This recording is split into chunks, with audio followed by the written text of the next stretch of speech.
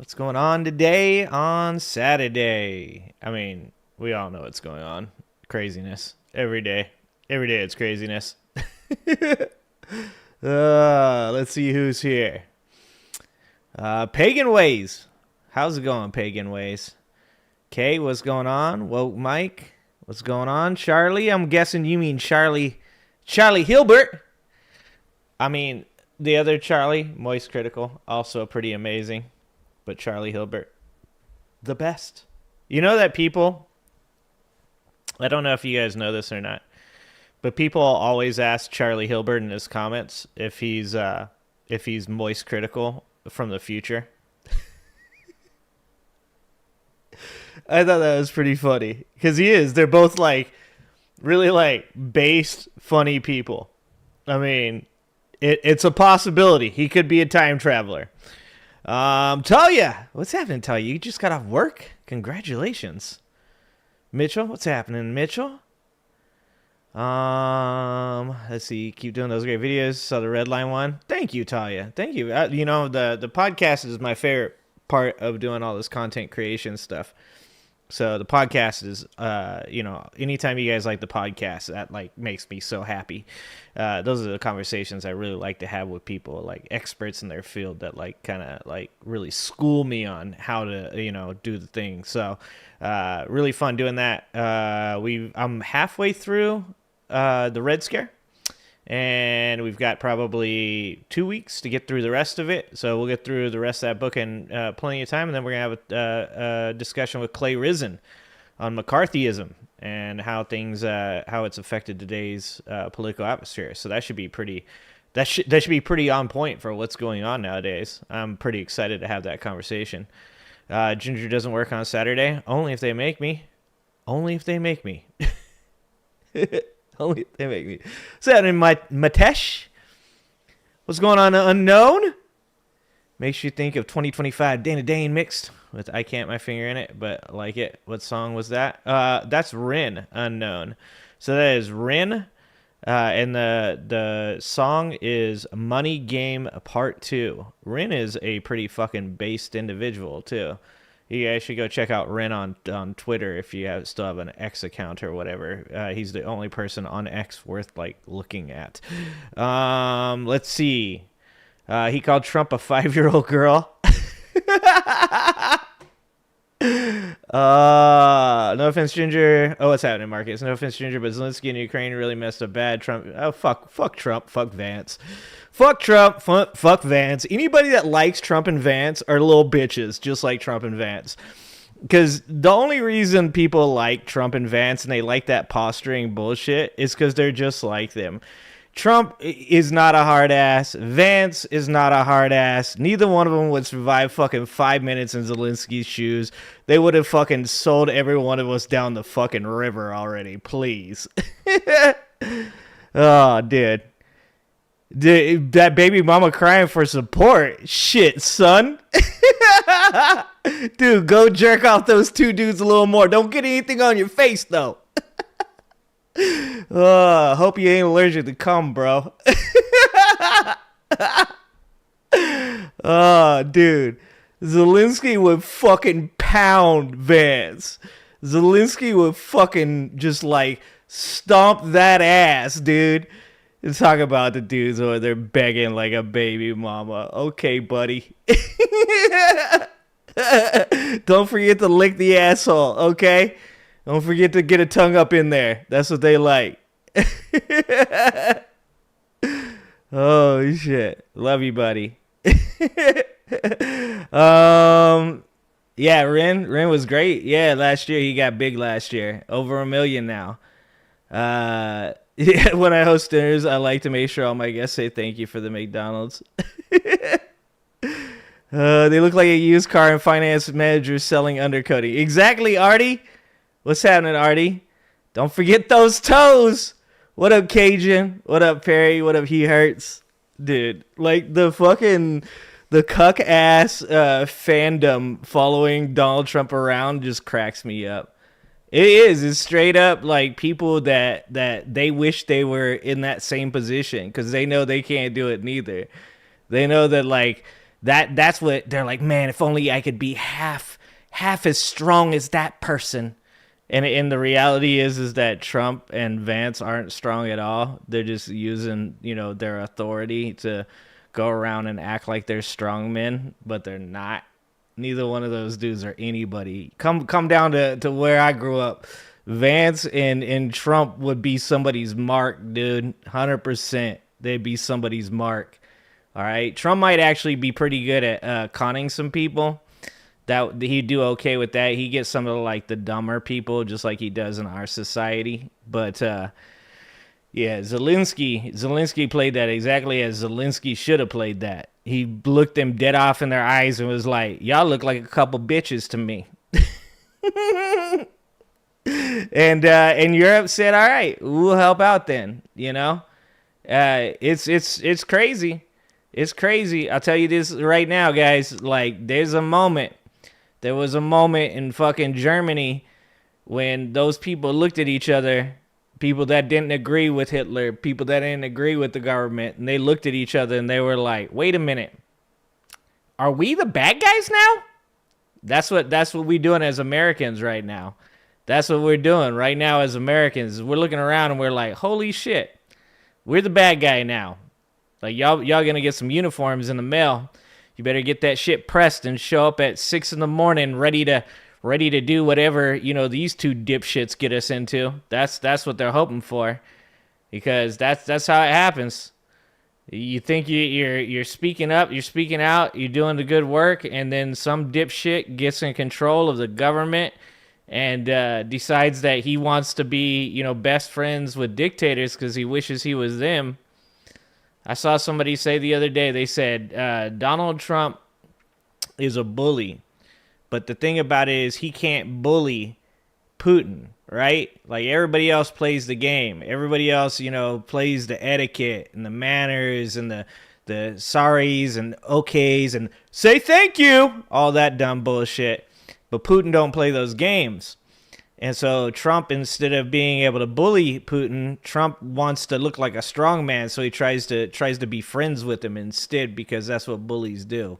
When a bully can't actually bully a person, instead they suck up to him because they want to they know their followers will be like, "Oh, he's on the same level as him. It's even. It's even." That shit ain't even.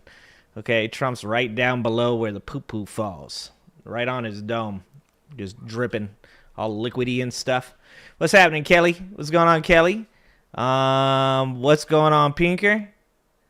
Yeah, like I said, yeah, fuck that is right, Cajun? I ain't joining that army. My ass is defecting. I'm gonna fucking go to Ireland. Germany is like, we finally off the top of the list. No shit, Matesh. Oh, you are so right. There's probably some people in Germany. They're like, "Can you believe what's going on in the fucking United States right now?" And some other German people are like, "Let it happen." They're like, "Let that shit happen. They're not gonna think about us no more, okay? Like, people they ain't gonna say that guy's as bad as Hitler. They're gonna be like, that guy's as bad as Trump." Germans are out there just like, finally, somebody worse than what we did. Jesus Christ. I mean, we got a ways to go. Let's hope it doesn't get there. In all fucking seriousness. But yeah. Thanks for starting us like that, Marcus. Good job. Way to come in and give me the fire. I was looking for that. Yeah, so anyways, I'm sure you guys have watched a million fucking videos on the Zelensky Trump Vance exchange. So I don't think you guys need me here to go over that more and more. Fucking embarrassment. Donald Trump can't stop embarrassing us. Flying the Tate brothers back in with their fucking, trafficking. And then making America look like a fool, sitting up there telling them, like, fucking, "You gotta say thank you." Be a bitch, dude. One of the craziest things, though, from that conversation was when Trump said, "You're playing with World War III." The thing about that is, when he says you're playing with World War III, he's not saying you're going to get us involved in this this conflict on the world stage. He's not saying that. Nah, Trump's saying you're going to have to fight America, Russia, and China. That's what he's saying. Let's be fucking honest about it. Like I said, that's when you look around and you're like, oh shit, we the bad guys. How'd that happen? Holy fuck. But that's what you're looking at. When Trump says you're messing around with World War III, what Trump means is that we're gonna have a world war, but we ain't gonna be on the same side. That's what he's saying. And that's fucking nuts. Nuts. I mean, just think about the history with America as it is. Russia and Germany joined up with each other in World War II. Germany invaded Russia because Russia and Germany were both so fucking shady that they were both planning on taking each other out, and Germany decided to go for it first. Now, Germany made the huge mistake of invading Russia during the winter, which is always a bad idea, and that's why we know Hitler was 100% on meth. That was a fucking tweaker choice right there, okay? We'll do it right now. And then, after Russia joins with the Allied forces, because they're forced to, because Germany invades Russia, then we go through all of World War II. We got meetings between Churchill, Roosevelt, and Stalin. The war ends. Russia decides to do what Russia always does, as they're doing now, and decides they don't want to give up the territories that they took. They don't want to give up Czechoslovakia. They don't want to take. They don't want to give up part of Berlin. So they don't want to pull back their forces. And what happens? We end up in a Cold War with Russia, because Russia never gives a shit about helping other people. Russia is hell-bent on being the ruler of the entire globe, as many countries are. Apparently America is right now. Fucking manifest destiny and shit.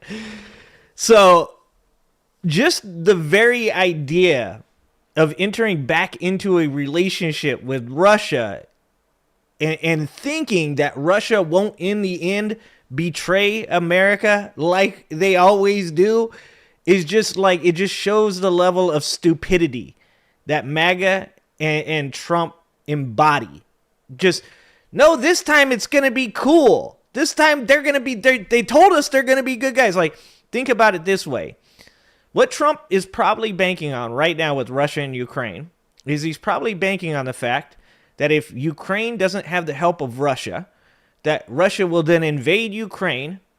They'll take the resources, and probably in Trump's mind, he's probably like, he'll give me the resources for being a good boy. He said, wow, what am I supposed to do with all these resources?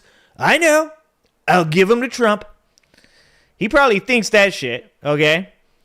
Then what Putin's probably going to offer him is, a mineral deal. He's probably going to go, no. We're going to take the minerals from Ukraine and we're going to sell them to you. You're going to get a deal. You're going to get a deal. And then Trump's going to sell that as, look, we did this and we're just getting our money back.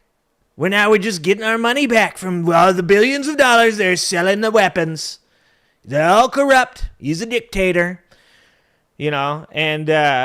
And then what's going to happen there, of course, is Russia's going to get the better part of the deal because Putin's smarter than Trump will ever be. Putin's more of a fucking villain than Trump could possibly ever be. Putin's fucking got a better scheme than Donald Trump could ever have. And most likely we'll just end up being the fucking lackey in this relationship with Russia. And I want to make something clear on that. I want to make something clear about Russia. I am 100% for engaging in foreign countries and helping them to grow and their economy to do better and to stabilize, because I'm all for their people being treated well. So if prior to Ukraine being invaded by Russia, America were to have, and by the way, guess who was in office during this time? Donald Trump.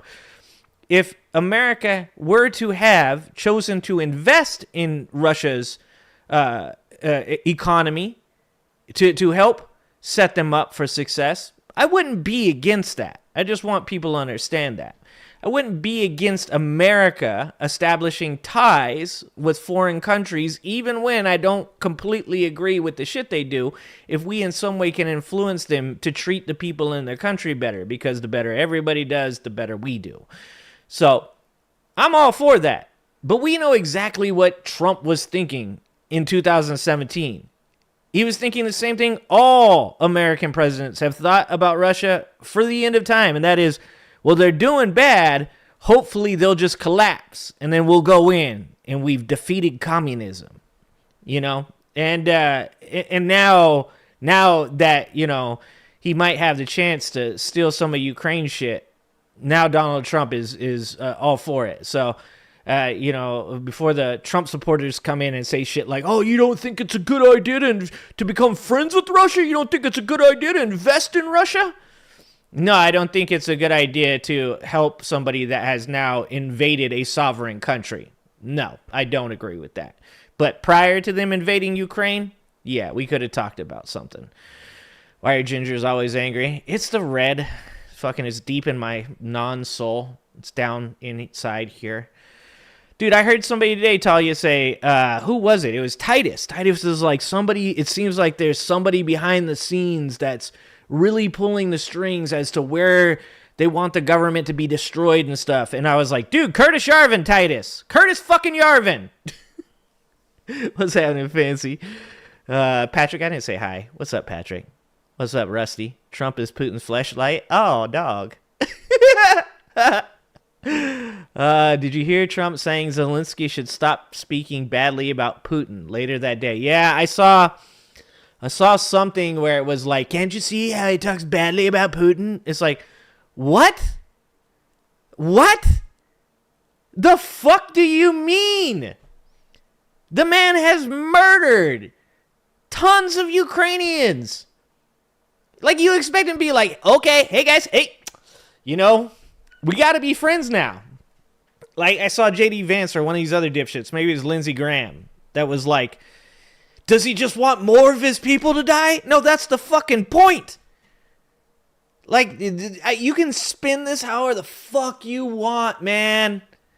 But at the end of the day, what Zelensky is doing is defending his country from potentially having more casualties when the next time that Vladimir Putin gets a fucking wild hair up his ass to decide to take more of Ukraine's territories. This isn't like a one-off.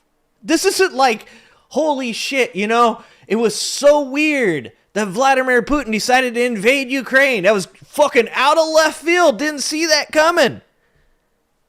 It's been happening. And it's going to continue happening. And Ukrainian people are people. Just like Russians are people. Like, I don't blame, just like I don't blame Israelis for their government, right? Like for Netanyahu. I don't blame Russians for Putin, and I seriously hope they don't blame me for Trump.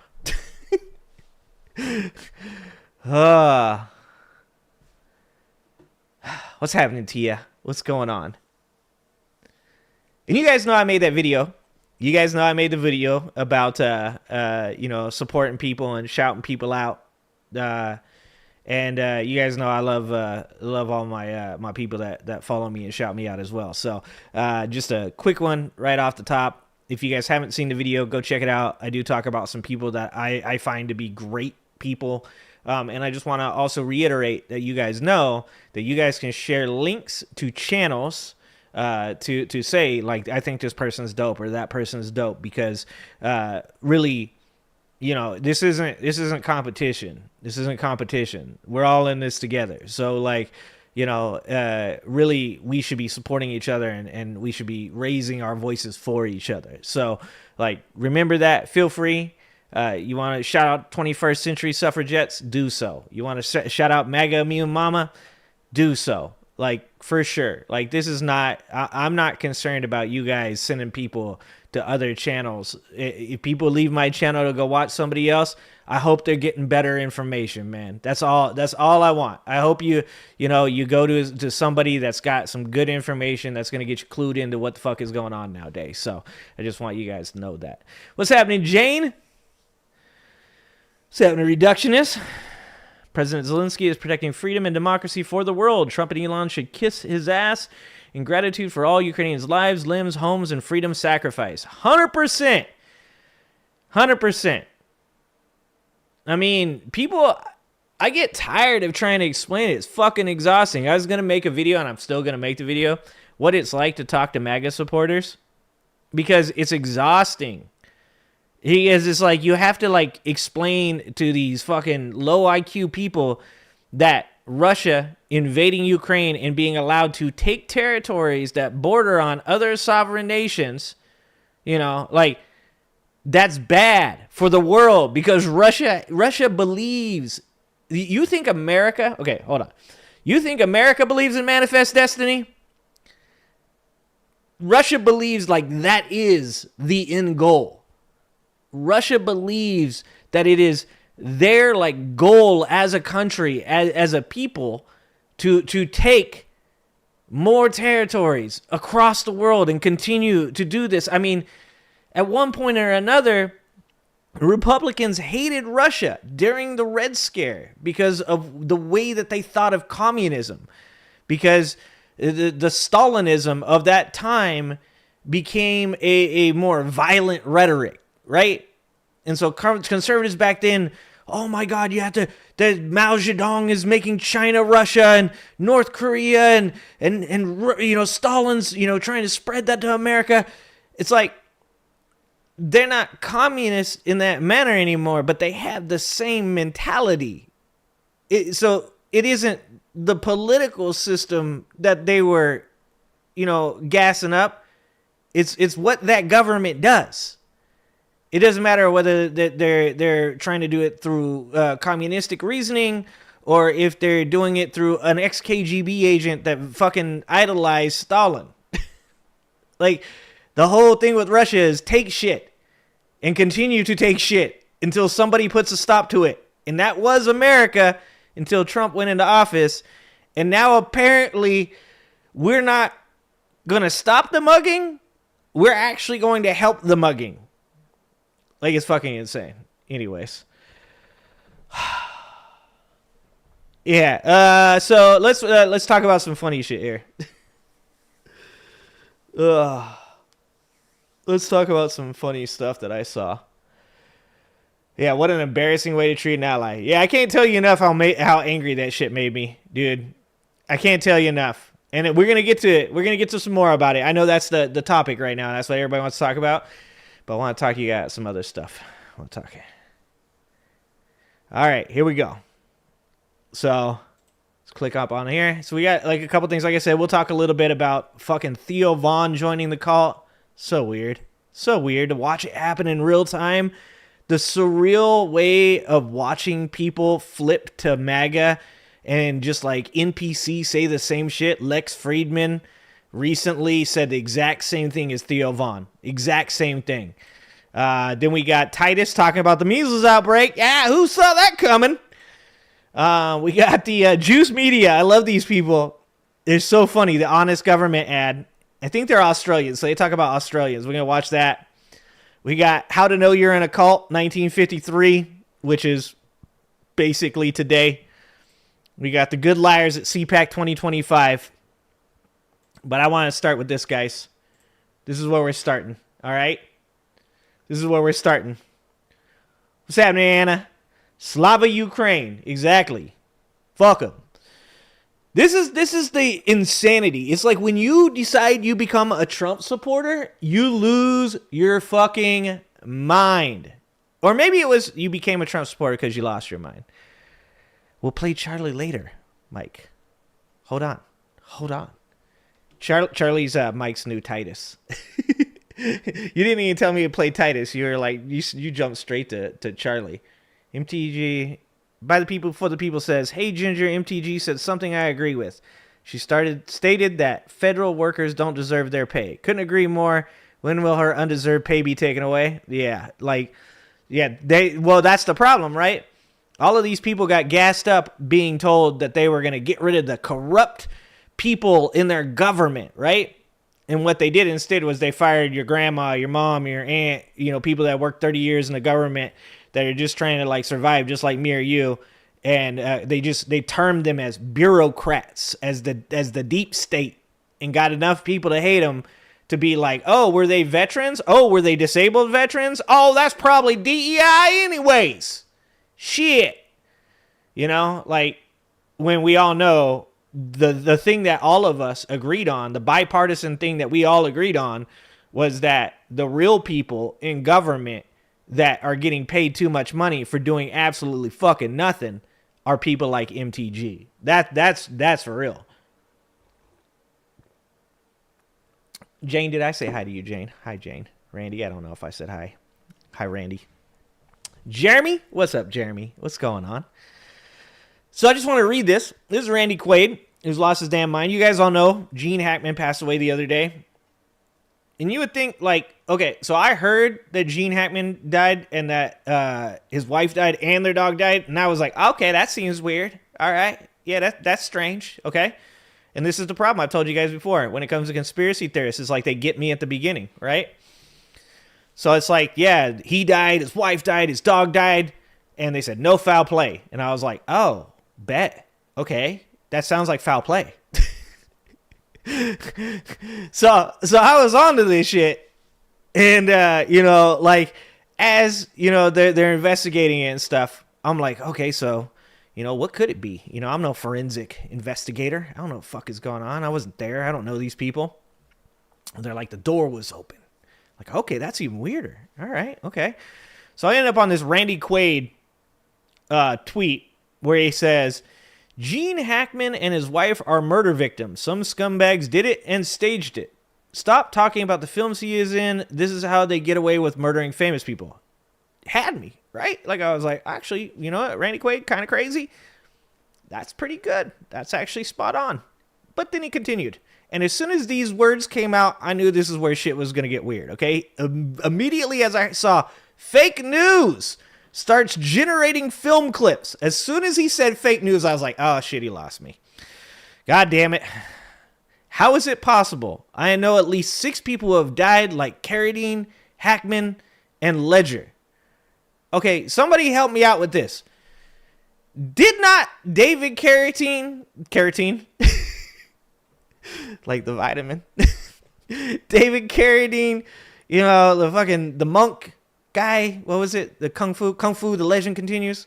Didn't Kung Fu Legend Continues die from autoerotic asphyxiation? Didn't he die around? And look, I like David Carradine. I was a fan of fucking the Kung Fu, The Legend Continues. All right, so I'm not trying to if somebody got David, I'm upset. Okay, but I'm pretty sure it was auto asphyxic, fucking belt jerking off stuff, right? And Ledger took his own life, right? The dude was in a real bad place. So immediately I'm like, here we go. Now the tweet isn't here anymore. Mike, I always say hello to you, okay? Probably not. Hi, Mike. What's happening, Junior? What's happening, Janelle? I'm not lying, Randy. Look, it was kinky, Hey, look. If one day you guys see, I passed away and I was in a closet when that shit happened, I want you guys to not read that story, okay? All right, if they're there was a belt involved and he was found with his pants down, just stop there, okay? Because it's a possibility, all right? I'm just saying, if I'm gonna go out one final time, that's all I'm going to say. You know what I'm saying? Yeah, don't forget to follow For the People, by the People. Yeah, don't forget. We support good people, right? So, anyways, there was a tweet on here that it looks like it got taken down, but it was Gene Hackman was about to expose the PDF files of from Epstein to the world, and they got him. And I was like, God damn it, man. Like, there is nothing in this world that these motherfuckers won't turn into a conspiracy theory centered around their fucking cult. Like, literally, the fucking asteroid could be coming. Like, that asteroid they said was going to hit the Earth, 3% chance or whatever. If that asteroid would be coming right now, they would be like, the fucking Democrats summoned an asteroid from out in space to stop the Epstein files from happening. That's what happened. They have technology just like the hurricane creator and the space lasers. They use the space lasers and the hurricane creator to move the asteroid to hit the Earth, to demolish the Earth before the files come out. Oh, Pinkerbell, thanks for joining the army. Thank you so much. I appreciate you. I'm fucking telling you, the Epstein asteroid. Exactly. Like, these people can turn fucking anything into a goddamn conspiracy. Hillary snuffed him. Goat nuts. What's up? Yeah, no, goat nuts. We about to see it. We about to see it right now. There's a meme in here already with the Hillary Clinton one. I'm going to show it to you guys. So anyways, it looks like the one comment got taken down, but I got a secondary story for you guys, all right?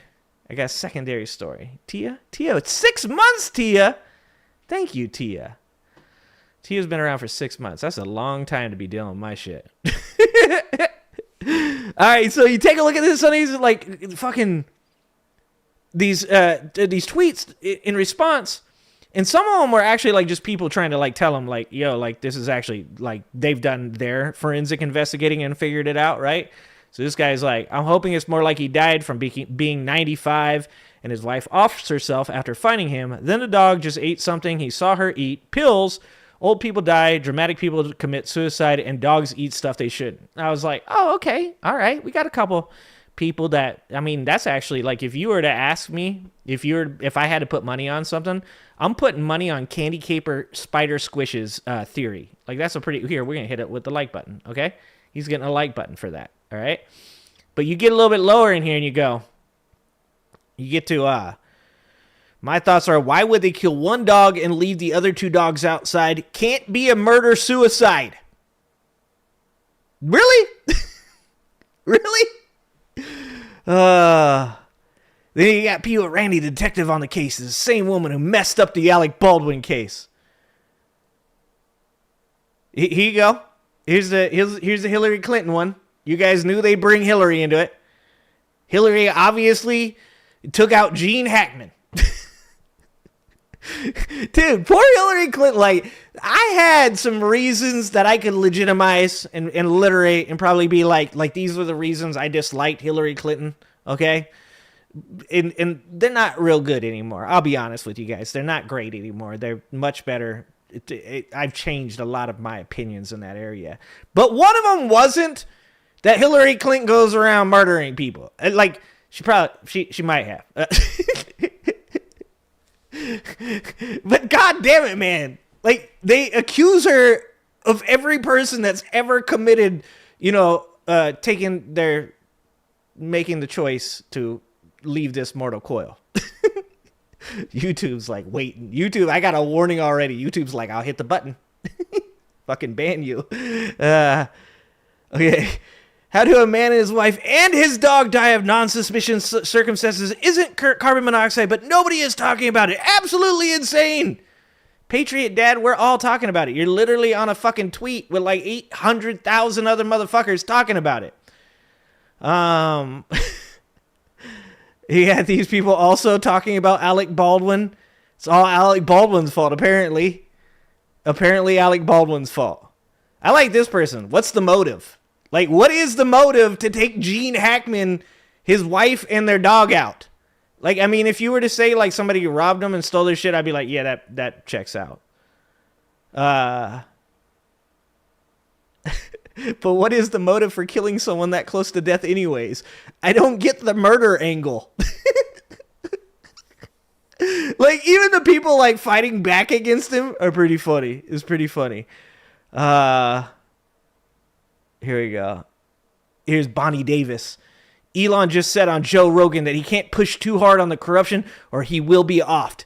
who's running this murderous, corrupt world. And then here's my favorite. She uses a George Carlin quote. I'm like, dude, George Carlin would have hated you. Oh, yeah, all the people that kept saying, what about Anthony Bourdain?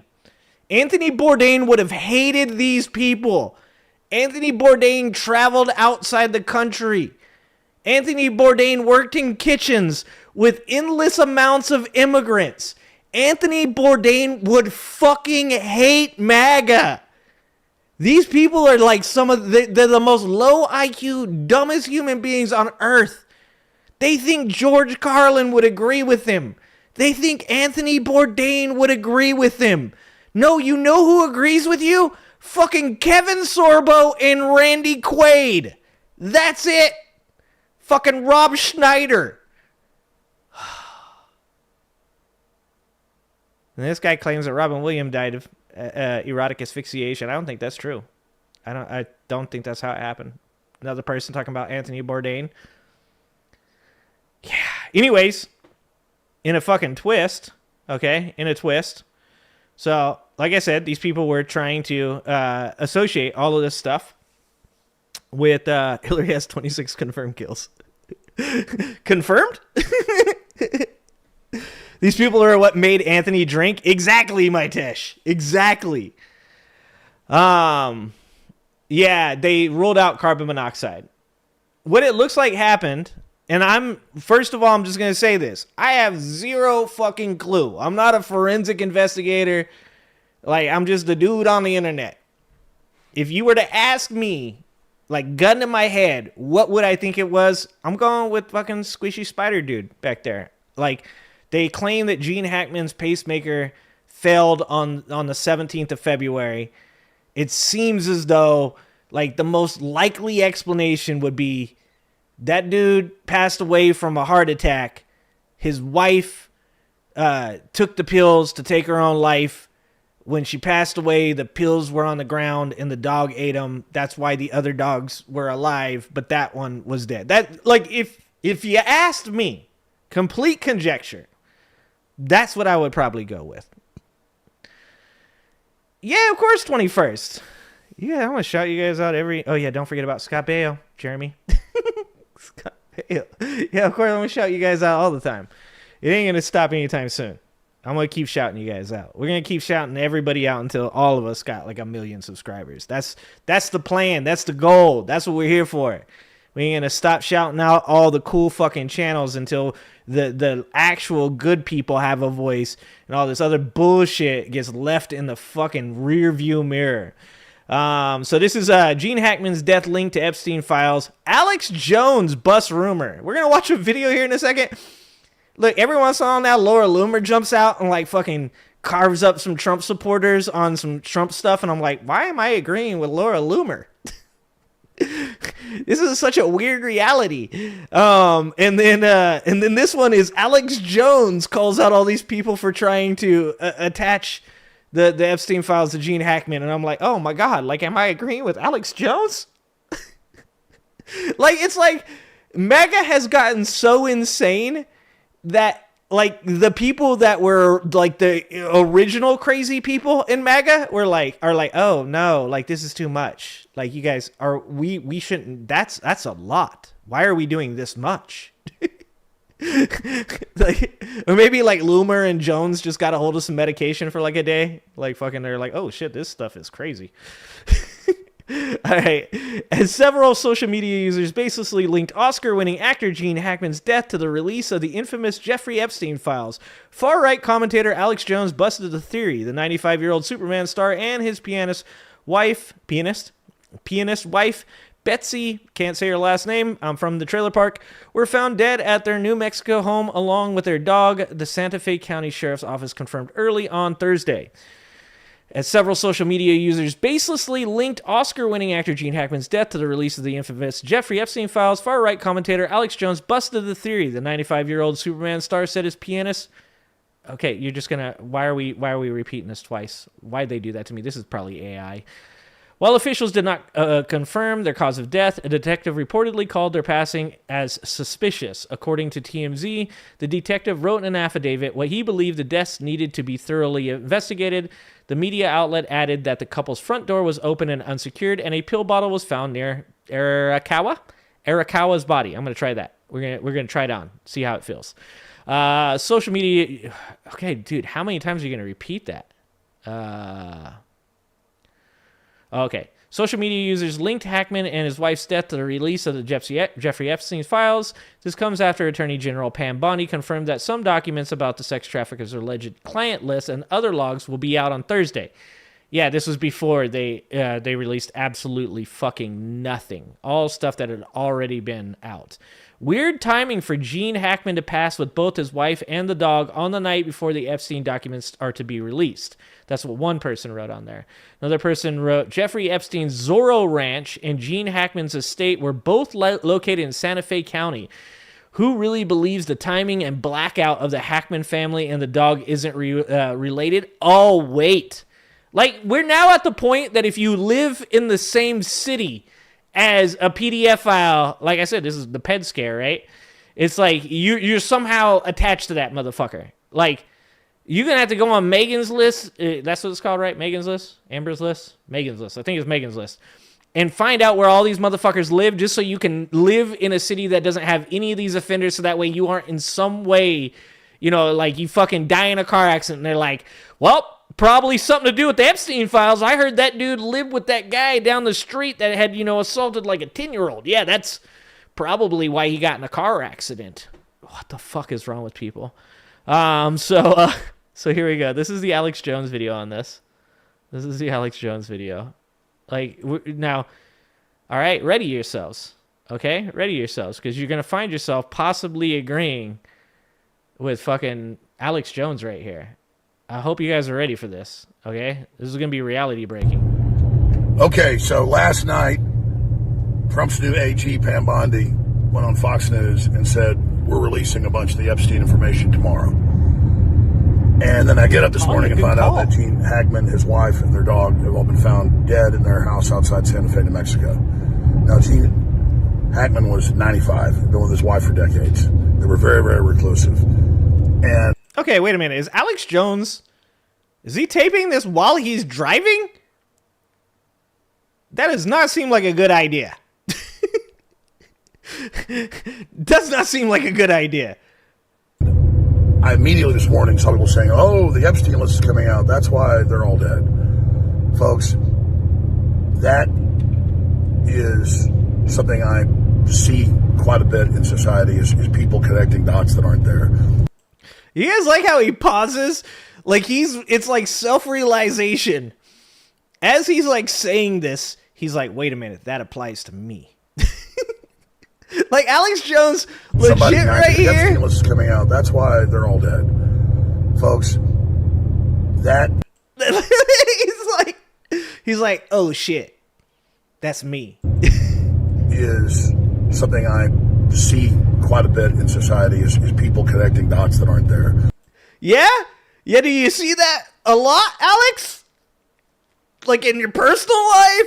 At all? When you look in the mirror? When you watch videos of yourself? Or the people that support you? Do you see that? At all? Ever? Holy shit. That's somebody 95 years old. They might have died of carbon monoxide, left the car on, probably suicide. That's obviously, you know, the police have said no evidence of foul play. We don't know yet. Alex Jones, of all people, to be a person that is like, hey, let's not jump to conclusions. Alex Jones is ready to claim that Barack Obama is a demon sent from hell to destroy America at any moment, okay? But let's not jump to conclusions on the guy who played, you know, Lex Luthor or whatever he played in Superman. I can't remember what he played in Superman. It's been a long time. But to connect Gene Hackman to that just because that information is coming out today. My dish. It's the frogs! The gay frogs did it! Oh, Jesus. But to connect Gene Hackman to that just because that information is coming out today is ridiculous. Is he like a Gene Hackman fan? Is that what it is? Is Alex Jones like, you ain't gonna do my boy like that? All right. Big fan of Gene Hackman. We're not doing that. The Birdcage, great movie. Loved it. Totally not gay. Now, if you see people that are on the client list suddenly falling out of buildings or dying in car wrecks. You mean like the shit that happens in Russia? Oh, the hypocrisy in the MAGA crowd is fucking off the charts. They're like, you know, it'd be really suspicious if people fell out a window. That'd be crazy. Oh, yeah? How many of fucking Putin's, like, detractors have fallen out of windows, fallen down stairs, been on planes that spontaneously combusted? There's such a Jumping out of buildings, you know, it's suicide or they're being killed to tie up loose ends. In fact, I would expect to probably actually see some of that, especially as more and more of this comes out. And Bondi said it's horrible. These people did terrible things. Yeah, and then she released information that was been released for over 3 months and like literally was like 95% redacted and also was not at all shocking. And you know the thing about the Pam Bondi thing is, I mean, just not to just flame, but actually just use some common sense here, is that obviously Pam Bondi did not have the Epstein files on her desk. Like, I mean, maybe she went out and just made a wild ass statement, but she had to have known if she had those files on her desk, she had to have known that people weren't going to like flip out. Like that information, I don't even know why they went through with all that, right? Like she must have gotten all that shit set up, not having the file, right? And then got given the file, and then they're like, well, whatever, these morons will believe anything, so just fucking give them binders, let them wave the binders around. They probably half-ass hope that all those influencers would, like, make a big deal of it and, like, lie about shit and be like, oh, like, there's all these crazy Democrats in it, like, oh, it's Clinton and it's Obama and it's all these people. It's definitely not Trump. Trump's not in there at all. It doesn't matter what you've seen on the internet for the last 18 years. Trump's definitely not in it. Like, I kind of believe that, like, she said all that shit about it being shocking. Like somebody told her, like, oh, this is going to be crazy. You have no idea. It's going to be crazy. Like, get ready. It's going to be insane. And she's like, oh, okay. All right. Hi, what's up, Piers Morgan? Hi, no, it's going to be crazy. It's going to be insane. It's going to shock you. It's crazy. And then they fucking gave her that folder and she's like, fuck. Mytesh, thank you for the 5 memberships. Thank you so much, Mytesh. Congrats to JBT, Good, Moid, Jessas, and Kathleen. Robo Bitch Barbie. Oh, that's funny. Robo Bitch Barbie. Robo Bitch Bad Built Butch Barbie? Robo Built Bad Bitch Oh, I don't know. I lost it. I had it. But it's not my job to defend. And I didn't know. Oh, witness protection is here. Thank God. I'm gonna need he's your one help. of my favorite actors. And I know a lot of What's famous that actors over the witness? years. And that's one of the people I bring up and say, hey, do you know Gene Hackman? They're like, he's just a really stand-up guy for everybody I know. Dude, he had to have liked Gene Hackman, right? Because if this was a Democrat, right? If this was one of the Clintons, or Gavin Newsom, he would be like, 100%, you guys are right. You guys are so right. I'm like doing Tropic Thunder voice. I don't know. I'm messing up my Alex Jones there. You guys are so right. It was the Hillary Clinton knew that these people had done something. She went in there herself, took them all out, including the dog. That's because Democrats are really evil. They hate animals.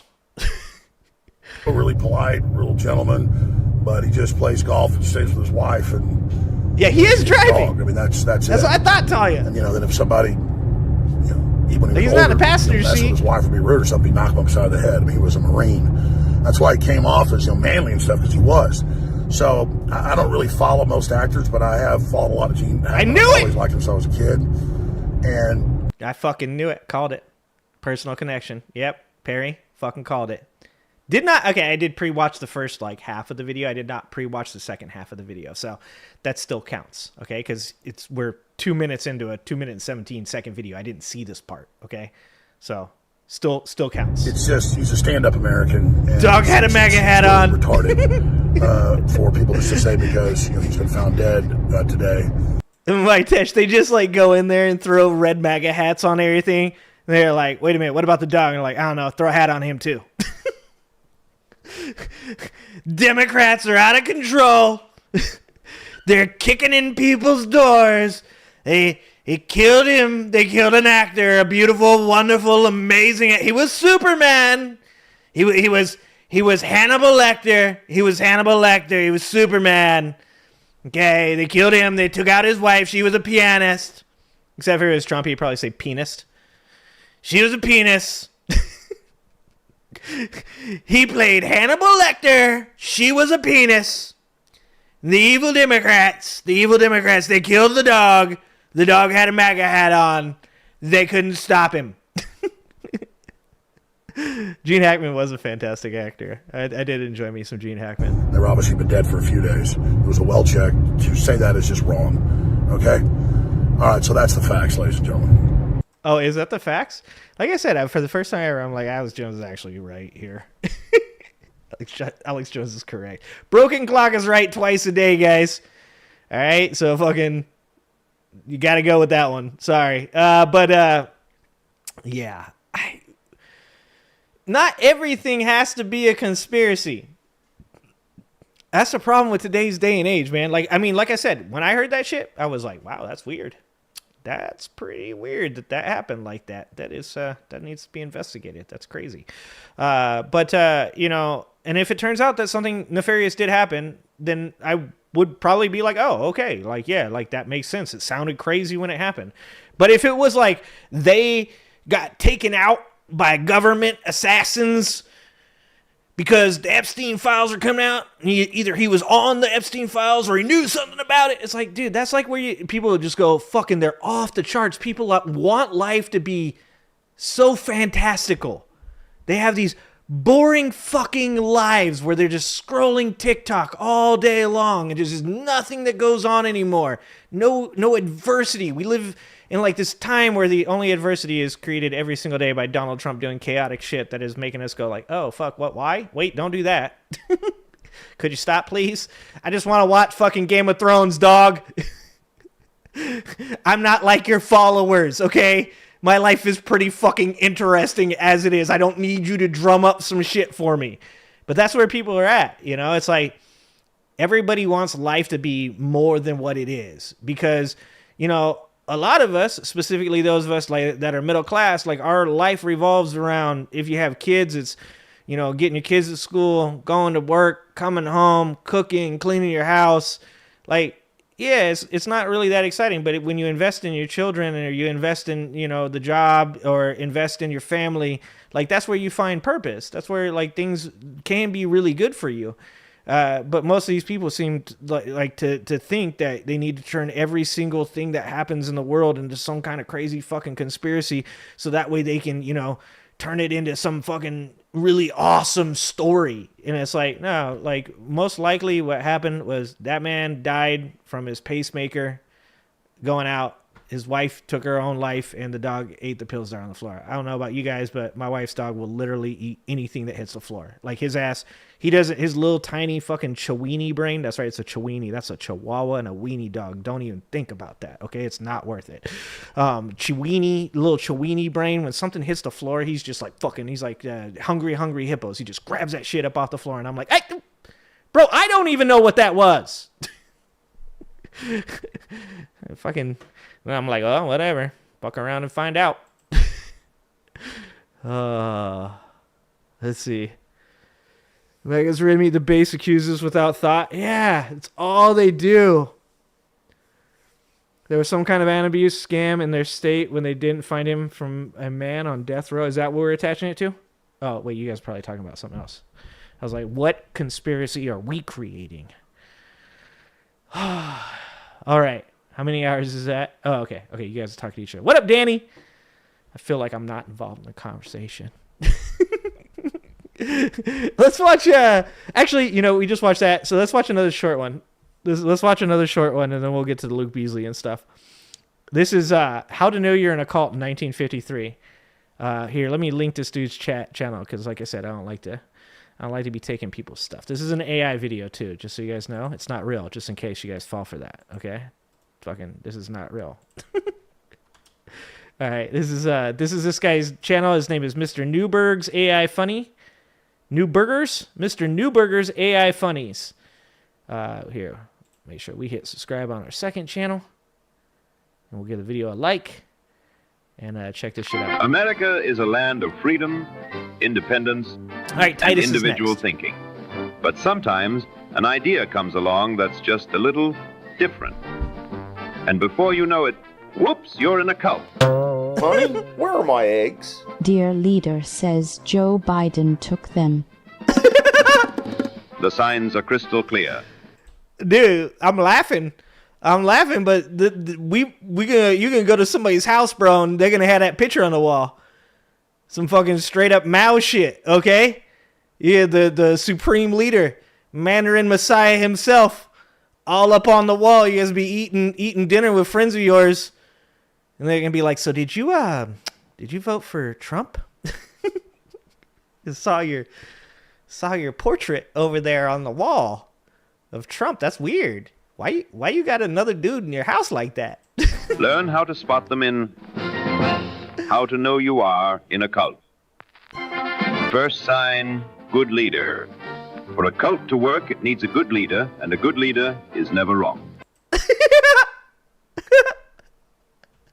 The people just like, it looks like they're just jumping out the window.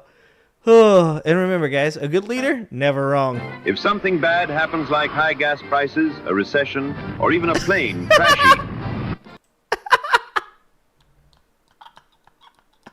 I'm dying. Oh, fuck. Sorry, that was an open mouth. My bad. I just... Oh, one more time on that one. Hold on, one more time on that one. Oh, God.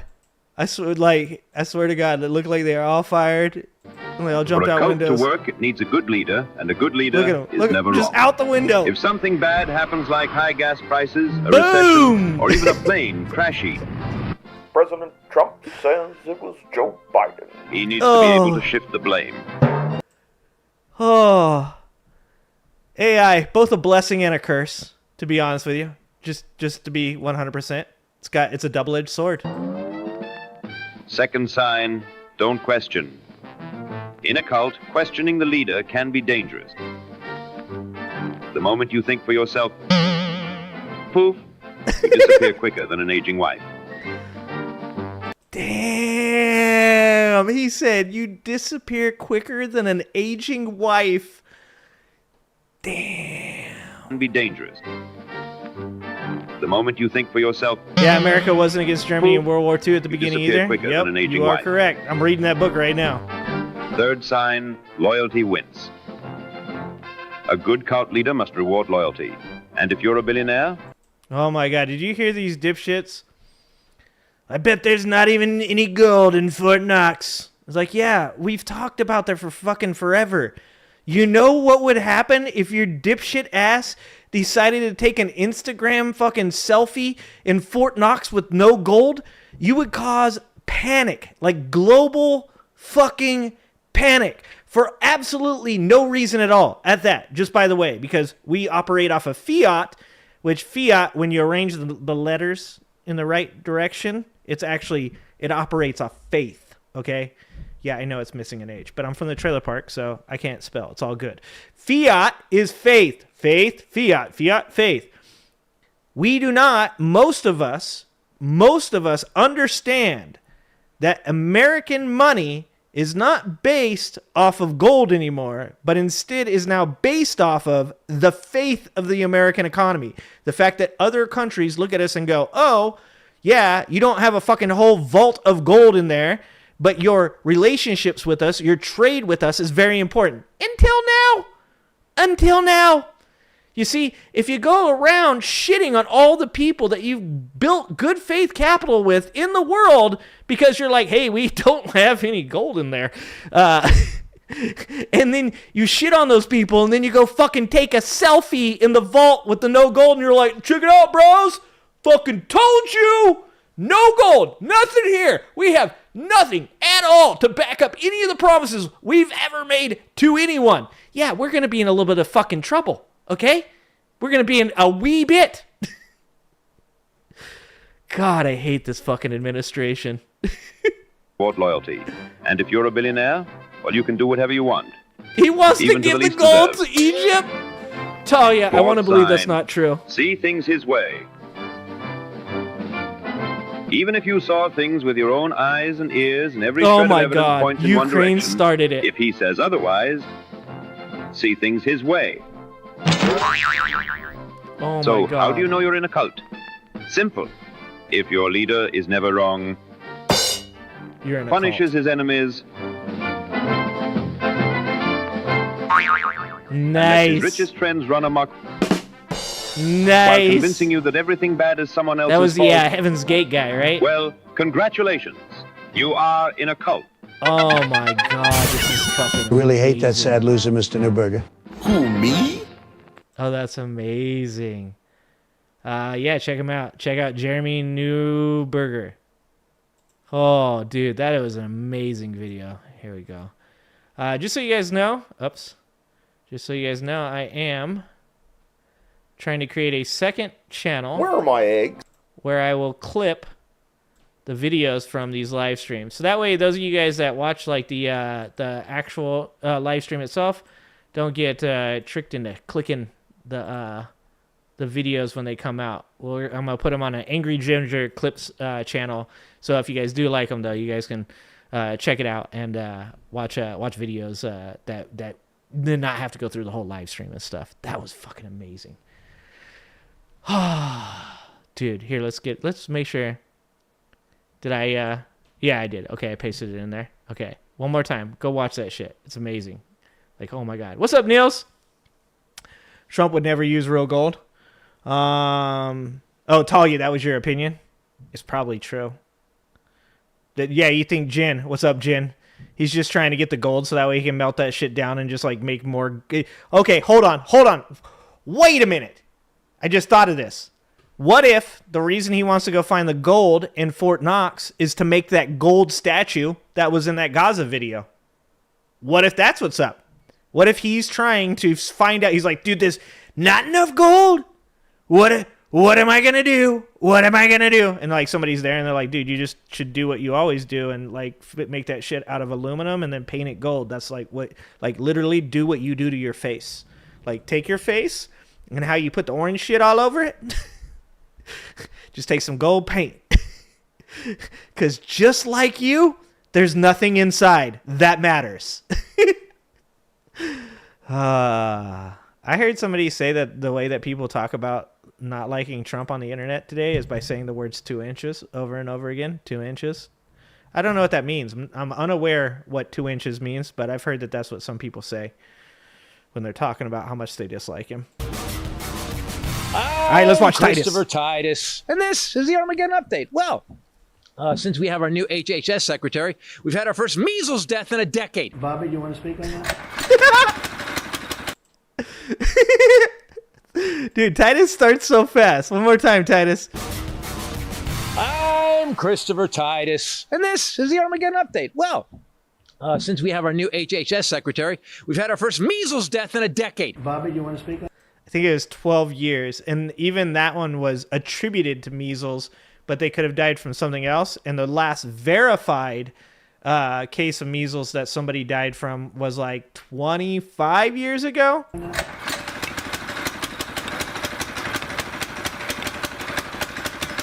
Elmo has found less. This could be the worm talking. Who do you think's in charge right now? Who's in charge? Is it RFK Jr. or is it the worm? And who did MAGA supporters vote for? Did they vote for RFK or did they vote for the worm? Money in the.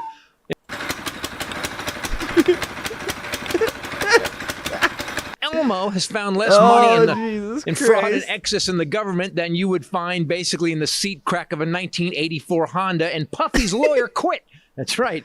P. Diddy's lawyer, a dude who defended Osama. Oh, no. I mean, I knew that he quit. And actually, I was like, that's based. Like, you fucked up pretty bad when a lawyer's like, no, I can't do this. Like, you know how bad it is?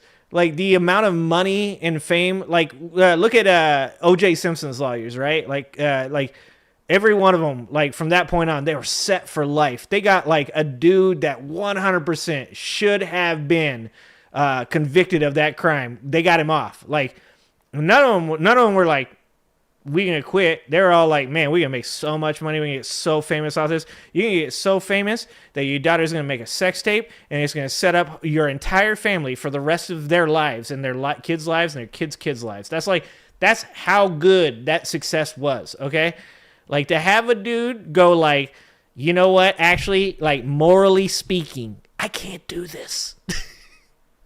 I mean, he's a lawyer. I guarantee you.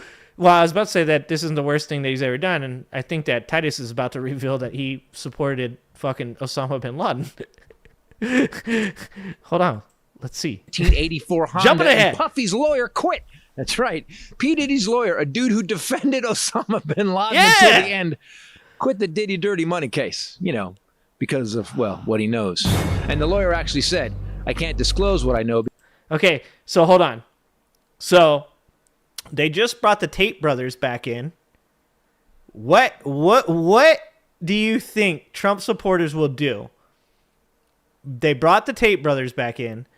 They pardon Diddy, and then they pardon Ghislaine Maxwell. Do you think that would be enough for fucking Trump supporters finally to be like, hey, I think this guy actually might be a sexual abuser? It seems weird. It's really weird how he kind of gravitates to these other people that have done these bad things. It's strange. You think they'll actually wake up to that shit? Probably not. I'm probably wrong. Funny case, because of, well, what he knows. And the lawyer actually said, I can't disclose what I know because of attorney-client privilege. However, Satan called me and said, quit, this dude is evil. Rumor is Satan had been invited to the freakouts, but left even before Will Smith did, allegedly. And we have Sissy SpaceX. Oh, dude. Oh, Satan walked up in that and was like, oh, no. Oh, dude. Like, I got morals. Just like, they're not great. I mean, this isn't my dig. Like, I'm not down with this. And Diddy just was like, take the baby oil or you'll be next. Diddy just with a 45 in one hand, an open robe, and some baby oil, just telling Satan he better get in there and get down, or, well, you can be the top, but you can be the bottom, baby. Elmo scum, Space Karen, and unelected president hair plugs. That's true, Pinker. Through government agencies, cutting budgets and firing people. Pinker, it'd be something like, I ain't down with that gay stuff. I mean, like, I do find a man attractive every once in a while, but I ain't gay. He's gay. He's gay for looking good, okay? He's making me feel this way, therefore I'm not gay, he's gay. Like, it's the Grande Bob argument. That's what it is. The Grande Bob. If you've never seen Harold and Kumar 2, you should watch that movie. But left even before Will Smith did, allegedly. And we have Sissy SpaceX, Elmo scum, Space Karen, and unelected president hair plugs going through government agencies, cutting budgets and firing people that handle food safety, cancer. And you like too that, okay, I'm going to let you rant here in a second, Titus, but you like that this happened, this picture of Elon Musk with a chainsaw that was the same thing as Milei, right? Happened right after Milei was a part of a meme coin scheme where people rug pulled that Libra coin, which was supposedly going to help the Argentinian government, and ended up just getting sniped on it. You guys should check out the CoffeeZilla video on that, where they talk about the fact that the person that was involved with it, Hayden something, was the same guy that sniped Melania, helped it get released and sniped it, and then helped Milei's, or it's not Milei's coin, it was supposedly a coin he promoted. They sniped it and also promoted that coin as well. So, like, the fucking insanity of MAGA supporters that are just like 100% willing to just like let everything go. Nothing is real. Nothing you tell them is ever correct. It's all just made up lies against the Mandarin Messiah. He's never done anything wrong. Like, the mountain of evidence is fucking, it's Mount Everest, okay? It's like, Millet literally does that shit, and then, like, 3 days later, Elon Musk is on stage mimicking him. Crypto has lost, I think, over $1 trillion. All these crypto bros were so fucking excited. They're like, Donald Trump is going to cut regulations. Shit's going to be so cool. You have no idea, bro. No idea. Money's about to be decentralized, man. Like, it's going to be, bro, you have no idea. It's to the moon. To the moon, diamond hands, me and the apes. We're going to make so much money, dude. It's going to be great. $1 trillion gone. Oh. Sometimes I just want to go live in a hut. Just somewhere fucking, I don't know, Guatemala. In a hut. Going through government agencies, cutting budgets, and firing people that handle food safety, cancer Did Hal research, cover it air too? traffic control, What up, fam? veterans medical care, and the savings are amazing. $65 billion. No, wait, sorry. They claimed $8 billion on one case, and it was only $8 million. Claimed savings for programs that weren't approved, and they counted others multiple times, and then on contracts. Yeah, and it's like I said, facts and statistics don't matter to Trump supporters. They don't care about any. You can literally be like, here's the paper. They said 8 billion. See how, now count the zeros. See the zeros? That's 8 million, not 8 billion. You get that? And they're like, doesn't matter. Nope. Don't matter. They already cut out like $1 trillion out of the fraud and the waste. Trillions of dollars are gone. Jesus Christ. That weren't even done, not paid, or didn't exist. So it's under 100 million. They cut veteran services. That's right. People who heal veterans gone. Yesterday, all the Republicans voted for a bill that cut health care by $880 billion. Crazy. So do me a favor, people. Get a generator and a CPAP machine and hook grandma up. Then move her in with you because, well, she is going to have to sell her house and spend your inheritance to buy insulin. Oh, fuck. Trump has put out a video that with AI takes you on a tour we're going to do this one? of Trump. No.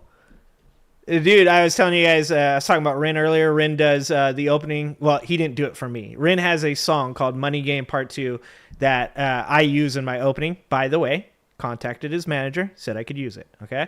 So he has the Money Game song, right? And I've seen him, like, he's gone through this whole, like, trying to reach across the aisle because he's British. He's not American. So he's kind of like being like, hey, like, as people, we need to unite, you know, like, don't hate each other just because they support Trump and you support Kamala. Like, you know, like, you should be really against the billionaires, you know, like old school independent guy, you know, like fucking guys band together against the billionaires, you know, before conservatives were like, you know what I like? Conservative dick right in my mouth. Just fucking love that shit. God, don't clip that. God. Oh, that's so funny. I'm just imagining that clip. I'm so thrown off now. So Rin goes constantly. He's like trying to get people to like band together and, hey, you're fighting against oligarchs. It's not, you know, middle class versus middle class, not lower middle class versus middle class. We're supposed to band together. And then that Gaza video came out from Trump, and Rin was like, you know what? I can't. He's like, you know what? Fuck it. I don't know why I even tried. He's like, you guys are terrible people. He's like, if you support that fucking video, you're a horrible human being.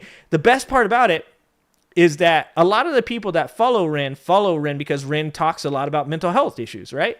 Rin himself has dealt with mental health issues, as many of us have. And he also deals with physical health problems as well. And so, you know, which obviously make his mental health problems worse. So Rin has a large contingency of people that follow him that are conspiracy theorists, that are Trump supporters, because mental illness is rampant in MAGA. And so he got nothing but pushback from all these crazy fucking people that are like, oh yeah, bro, I'll never listen to your music again. You know, they can't fucking shop at Target. They can't drink Bud Light. They can't listen to Ren. This is why these people are so unhappy all the goddamn time, is because they had to cut out all of these things that they no longer were willing to participate in because, you know, the cult leader didn't like it. Fucking insane. Insane. Trump Gaza. And the biggest lie is this statue, where Trump isn't in lifts, doesn't have a gut, and isn't leaning. The only thing accurate about this statue is that Melania can't be found near it. Sorry, man. Here's a statue that has been approved for accuracy and truth. Oh! So we're here now. Oh, no. I want you to know something. This is not a drill, people. We are now a month into sweet potato Hitler's blitzkrieg That's a good point, to the federal Perry. government. That's In that actually a time, really good by the way, point about gas the bases. prices have spiked. Too late. Egg Clip. prices have doubled. Tariffs are about to add 25% plus to everything. And we have no workers to pick the food that we need to eat. Workers in charge of our nuclear stockpile were fired by some dickheads still covered in placenta while their boss trips on ketamine. After the FAA chief and the FAA Security Commission were fired, 7 plane crashes. It's going swimmingly. Measles has broken out and is spreading unchecked. Oh, we're doing great. Bird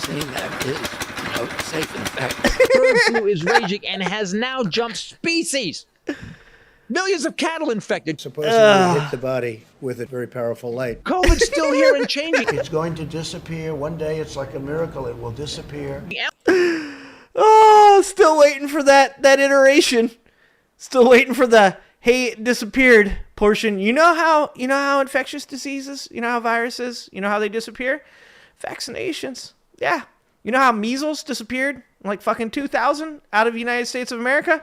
You know how that happened? Vaccinations. Did you know why there's a measles outbreak in Texas right now and a kid has died from measles? Because there's no vaccinations, because it's something like you need 95% of people to be vaccinated for it to be truly effective, to be like 100% good to go. And they're down to like 90 right now in that community. And I think it was even a Mennonite community that it originally popped up in, and they don't participate in Western medicine, like I believe, at all. I could be wrong about that. If you guys know anything about Mennonites, let me know. Definitely not an expert on Mennonites. Also not a forensic scientist as well, just as we learned earlier with the Gene Hackman thing, okay? But, yeah, vaccinations work. They've been working for fucking ever until they're not working because people aren't using them anymore. And now we have fucking freedom freckles, okay? Still here and changing. It's going to disappear. One day, it's like a miracle. It will disappear. Elmo and his gang of failed sperm are destroying departments with no rhyme or reason, people. It's crazy. No example. I mean, to be completely good faith, they wouldn't be Feldsperm because they're alive. I mean, if we're judging them on the sperm, is it really the sperm's fault? Well, I guess it would be. Yeah, it's probably the sperm's fault. Examination, and they're getting it wrong. There's no 150-year-olds getting Social Security. These 12-year-old dipshits don't know the old-ass COBOL code. We do need a MAGA vaccine. And drunk Uncle Pete Hegseth fired the head of the Joint Chiefs, a 4-star general fighter pilot, 40-year veteran warfighter who's kept the country safe and done a phenomenal job. But he's black. Trump already hired him, by the way. Hegseth also fired another 40-year warfighter, head of the Navy, who for 20 years, Lisa Franchetti, commanded a destroyer. And for the other 20, ran the Navy. But because she's a woman, gotta go. You fragile fucking mediocre white men. That is the dumbest shit. That's the dumbest shit. And you know the fucking saddest part about that? Let's be real for a moment. You want to know the saddest part about that? Is when you talk to some like independent like left-leaning people that like don't know enough about politics, that do what I've talked about before, where it's like right-wing people will come into left-wing circles and spit right-wing viewpoints, and left-wing people will pick them up because they're concerned that, like, you know, they're not being critical enough about their own opinions, and they're not being good faith enough because the left believes in trying to, like, you know, play by the rules and be good faith and analyze their own behaviors. And the right is just fucking troll people now.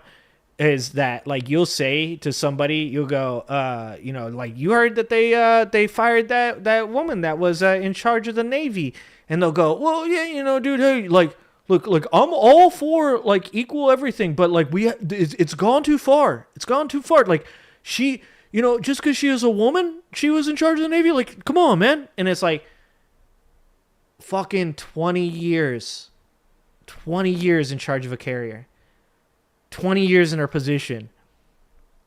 Like, she deserved that position, man. She deserved that position. 100% deserved that position.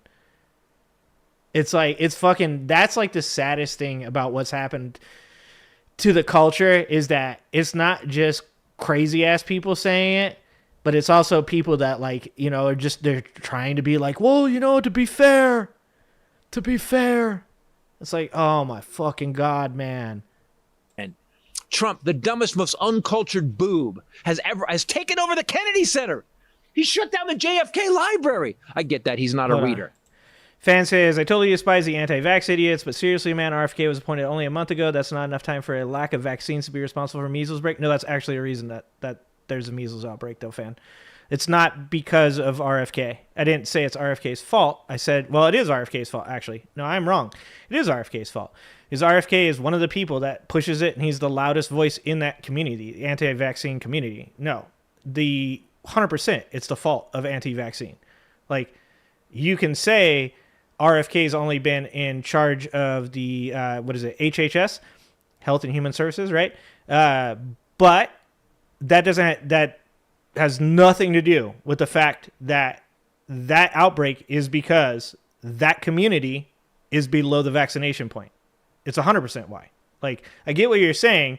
Like, you're saying you can't really blame RFK for it, but there's actually even a flaw in that argument, because RFK actually does push the anti-vax, and he's the loudest opinion to be heard out there.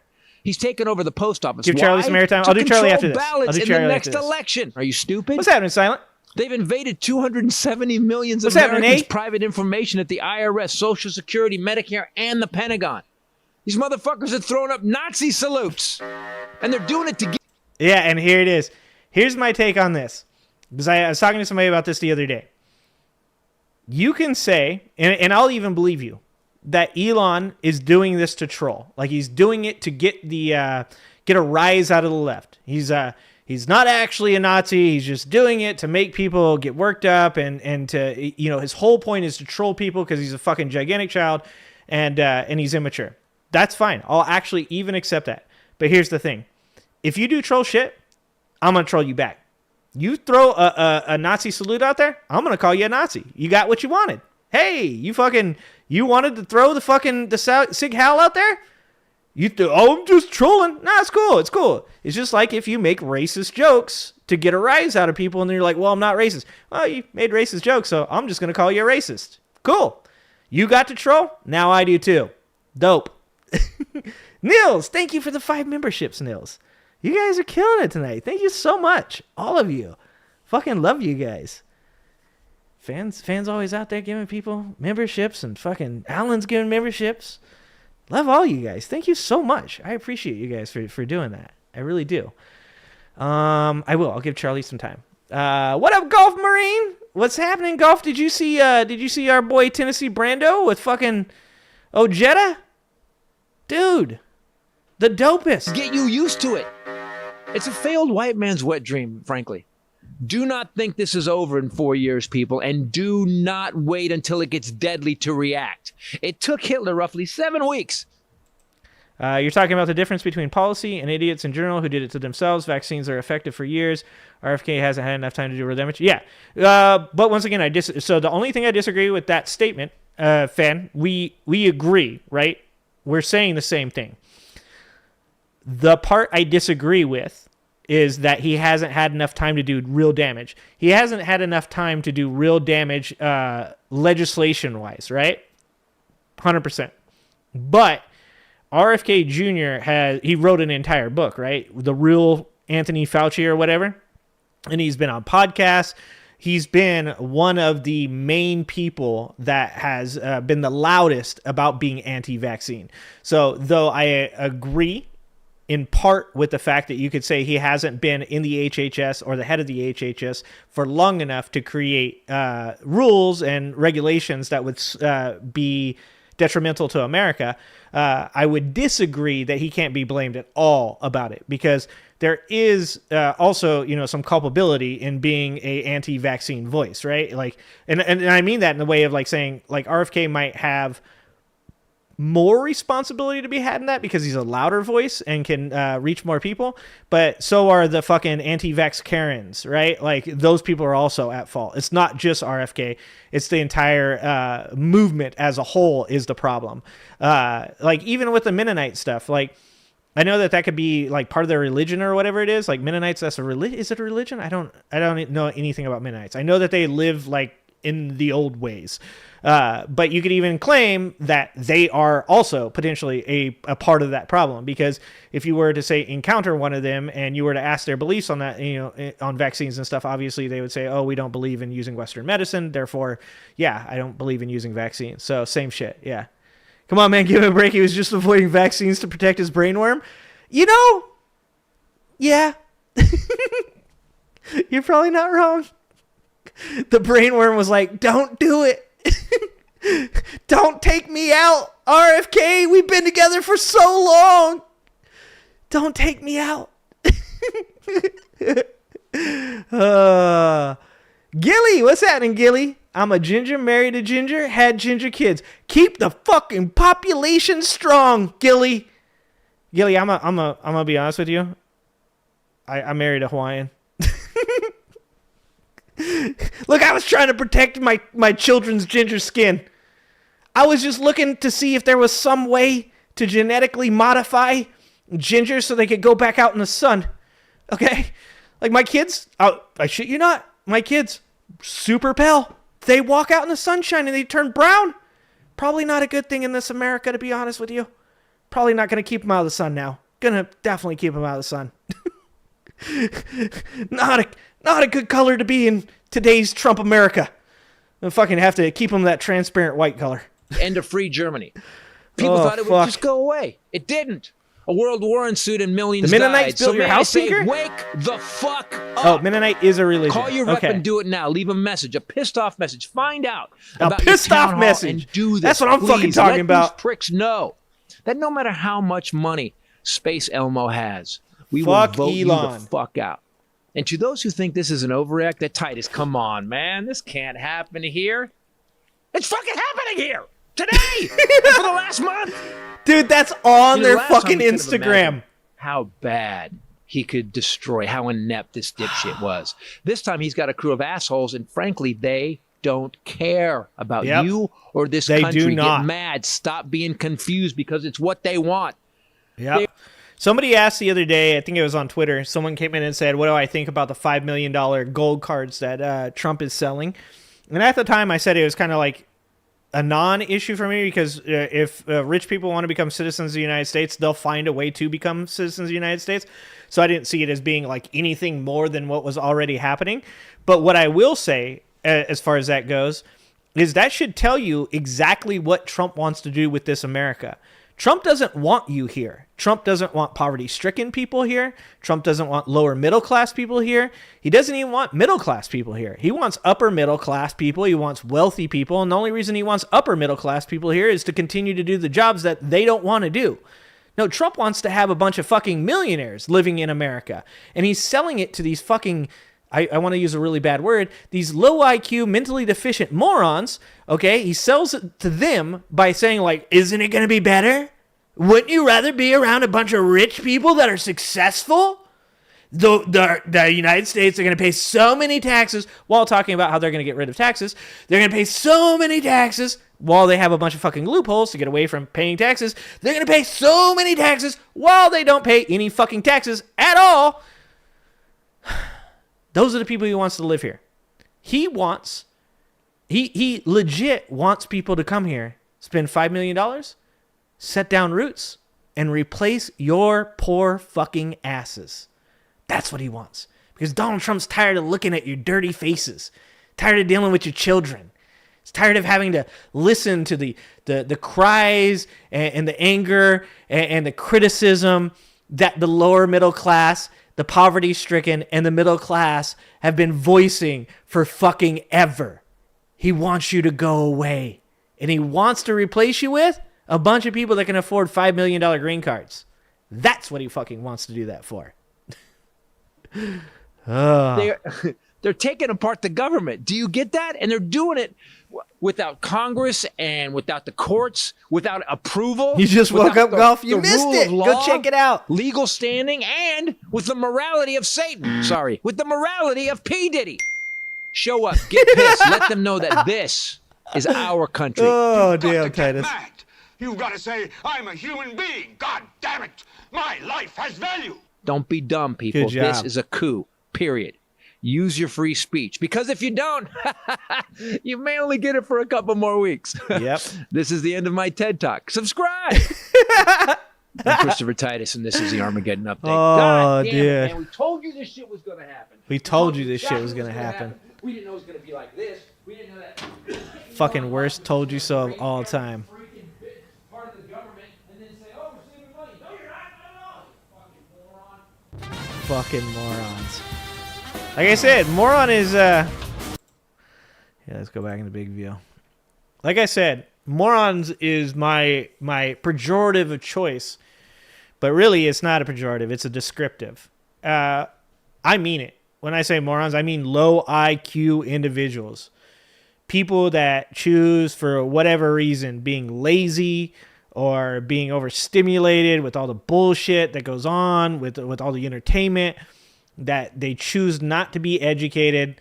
They choose not to be critical thinkers. They tell you, be a critical thinker, bro. Do your own research, bro. All that bullshit. Like, they like to say the words. They don't like to actually do the work. None of these people ever give you any information that hasn't already been regurgitated over and over and over again. None of these people are going, you know what? Like, oh, I heard this thing happened.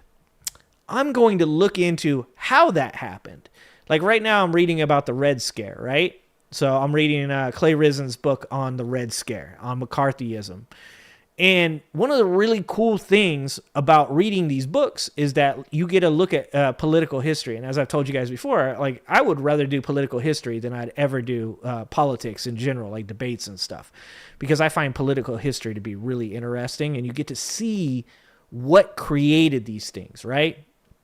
And so when you look at things, like you can see things like how the fractures within the left wing became what they are today when you start looking at like these instances during the Red Scare, where the left became ultra concerned about its image, and the communists, which were considered a party at that time and it wasn't considered exactly a bad word yet, and those communists were still saying, hey, we believe in these socialist policies. We believe in the right for the employee to own property, the means of production.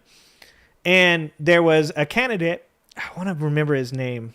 I can't remember it right now, but he was the Secretary of Agriculture for Roosevelt. And he was a vice president, actually, for Roosevelt at one point. And if I can remember his name, I'll say it here in a second. But so he was considered across the aisle by both parties to be potentially the best Secretary of Agriculture that's ever existed. He came from a farming background.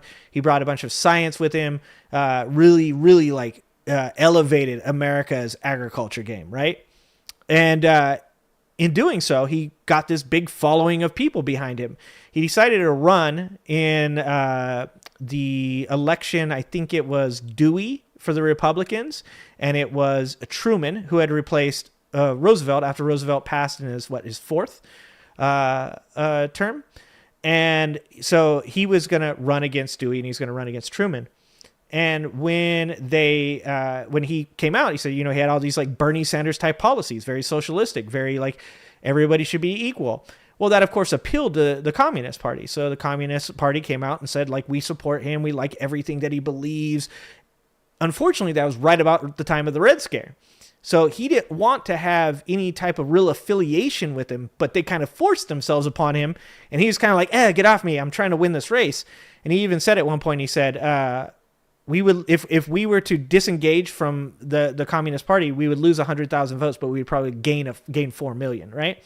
And so even though he 100% agreed with almost everything that they believed, he knew that at that point, the taint of being affiliated with the Communist Party during the Red Scare was really bad, right? And so it caused very much what you just saw happen in the election with Kamala, where you saw the left, the Democratic establishment, pushing away people like AOC, people like Bernie Sanders, kind of keeping them at arm's length to be like, yo, just so you know, yeah, like if you're conservative and you're worried that we're going to be socialists, like those guys are in our party, but they're not totally us, you know? And so what I'm saying is a long ass story to explain what I'm saying. But what I'm saying is that when you look at the fractures within the left, you can see where they originally began, and then you can use critical thinking to understand what some of the problems within the party is now, so that way you can come up with some type of solution to hopefully fix it, right? When these people say do your own research, when they say be a critical thinker, they don't know how to do that. All they know how to do is regurgitate what Charlie Kirk told them, to regurgitate what Dave Smith told them, to regurgitate what fucking, Donald Trump told them to say. They're not critical thinkers, and they're not doing their own research. Doing your own research is to do something like read that book and then take from that book, not just fucking regurgitate what's in the book, but then go look at all these specific instances and then trace them back. I always tell my kids, if you have an answer to something, you should work your way back 3 questions. If you say to yourself, I want to do X, then you should say, how did I come to the decision to do X? What are my reasons for wanting to do X? And does it benefit me to do X? Like those are like, you need to follow up any answer that you have with questions as to how you arrived at that answer. And that is what real critical thinking is about. It's just fucking, it drives me insane. This whole culture drives me insane right now. All right, play the last one from Charlie. Okay. Yeah, critical thinking does need to be taught. It actually, I don't need to open up that. I can just do it from here. I believe media literacy needs to be taught. I think critical thinking needs to be taught. I think, taxes need to be taught. 1 hour ago, too much caffeine. Which one? Charlie posts so much. If you guys don't know who Charlie is, Charlie's like probably the greatest human being on the internet. Here, let's make sure that we link Charlie's channel. I fucking love Charlie.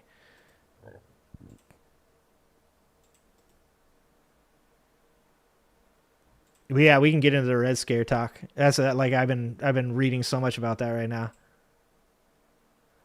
There you go. That's Charlie's channel. Charlie is one of the coolest human beings on YouTube, to be like 100% with you.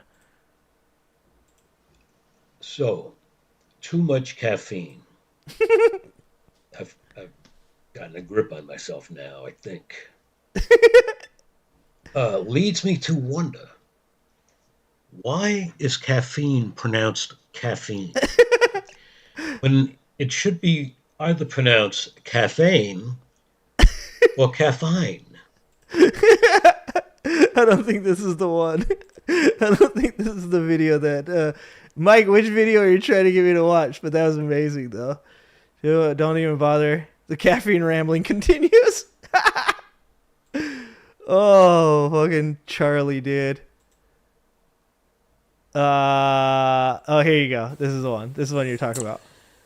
Okay, so I'm going to talk very slowly during this video. It's a 9-minute video from Charlie. That's a long video for Charlie. As I don't like these fucking things shining back on me, I also don't like shorts. Shorts used to be short. They used to be like a mink. He's talking slowly. Hold on. Sorry, I forgot to put it up. My bad. Okay. Shit, sorry. I always forget. Sorry, guys. Charlie is currently talking really, really slowly. Charlie's talking really, really slowly. So that way this doesn't turn into a short. This is how old men, just so you guys know, this is how we solve our problems. Okay? We solve our problems in this manner.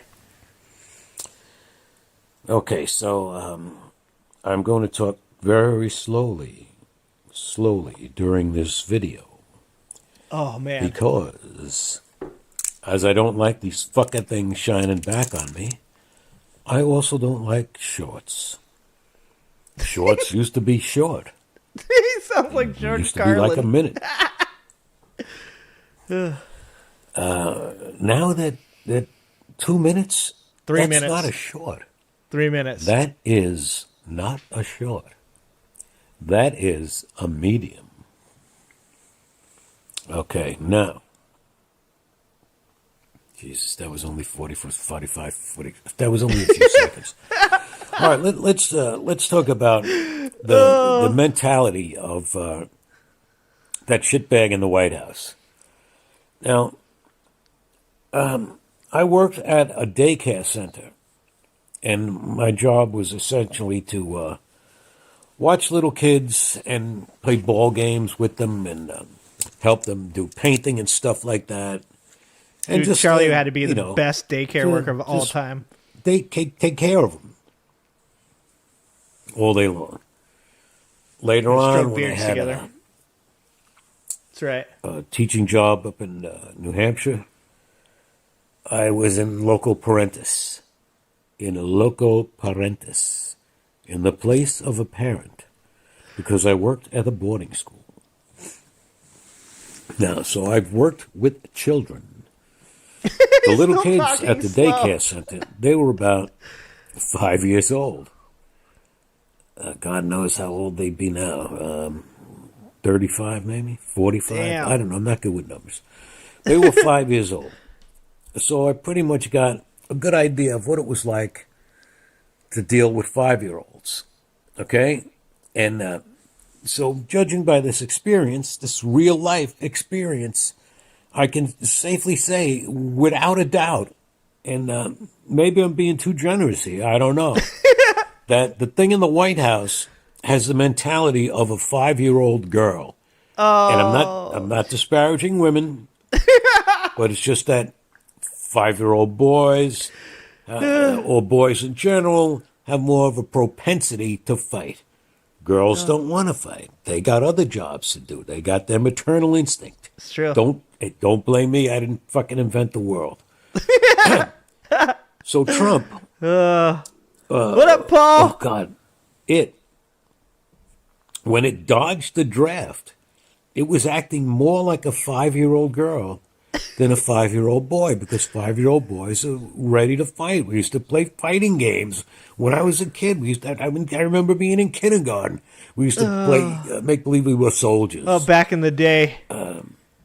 So hitting each other in the head with sticks was that was the thing to do. There's some tough women around. Explains a lot about my generation. But it's biologically speaking, you're more likely to want to fight if you're a boy than if you're a girl. And I gotta. You know what this reminds me of? It reminds me of Steven Pinker. Steven Pinker got in trouble during like the kind of cancel culture days of the internet for saying that there's biological differences in the spheres of the brain from a woman to a man. Like women tend to have bigger portions of this part of their brain, and men tend to have bigger portions of this part of their brain. And of course, a lot of people during a certain amount of time were like, "No, everybody's exactly the same, and they're equal from the start," and all this stuff. And that was one of the like original turnoffs for me to some of the left-wing ideologies, was because, you know, he was like literally saying, he was like, "No, you guys are getting mad about this. I'm actually saying women are better at like 90% of the things that we talk about. And, you know, like this is just something that I can prove through, you know, showing that they have larger hemispheres for you know, these types of things. This is where, you know, you contain these parts of or contain these things in your brain. And women just have larger proportion in the hemispheres, which lead them to be able to do more with it, or whatever it is. I'm definitely not a neuroscientist. But what he's saying right here kind of cracks me up, because Steven Pinker was literally trying to be like, "No, just so you guys know, I'm saying," and by the way, Steven Pinker, very effeminate man, okay? He's like, "I'm not fucking standing for masculine toxic men." And people still shit on him. Poor dude got shit on so hard. Got caught, and this is don't call everybody a Nazi thing, because people were like, "That's eugenics. You're claiming, you know, that's eugenics. He's a Nazi. And I was like, oh my God, guys, this is where people are right. Like, not everybody's a Nazi, okay? Steven Pinker's not a Nazi. But the way he's explaining this right now reminds me that at times I also do this because of that time where you're like, okay, I'm just saying, like, my son definitely liked to fight shit a lot more than my daughter did. Now, that's not true across the board because, like, when I was a kid, both of my sisters are fucking savages, okay? Both of my sisters will punch you in the face. One of my sisters has been to jail, okay? No doubt. She'll fuck you up, okay? Yeah, I haven't. Haven't been incarcerated. Like in... Oh, wait. Fan, $5. Did I miss somebody else? Sorry if I miss your super chat or if I miss you giving out memberships, please do like at me and tell me that I'm fucking up, please. Because I do appreciate you guys doing that. Did you cover that video about boys and education? I think that it's a big part of why things are now a shit show. You should do a short on it. I'm not doing a short, fan. No, I'm making a video. I want to make a video because I thought about doing a live stream on it. And maybe we should do both, make a short and do a live stream because I do want to get your guys' questions and your guys' opinions on it. But I want to make a video about it because the videos sometimes get better reach. And I want to like really think about my answers and not kind of like fly off the top, even though I like to do that with you guys. I like to answer your questions and I like to like kind of like be, you know, on my toes. I want to make a video about it. And I have that on my to-do list. It's right there in the same cluster as my comedy video, what it's like to talk to a Trump supporter or to argue with a Trump supporter. Those are both the same. So yeah, I'm making that video for sure, fan. 100% I'm going to make that video. Benny Loco, $10.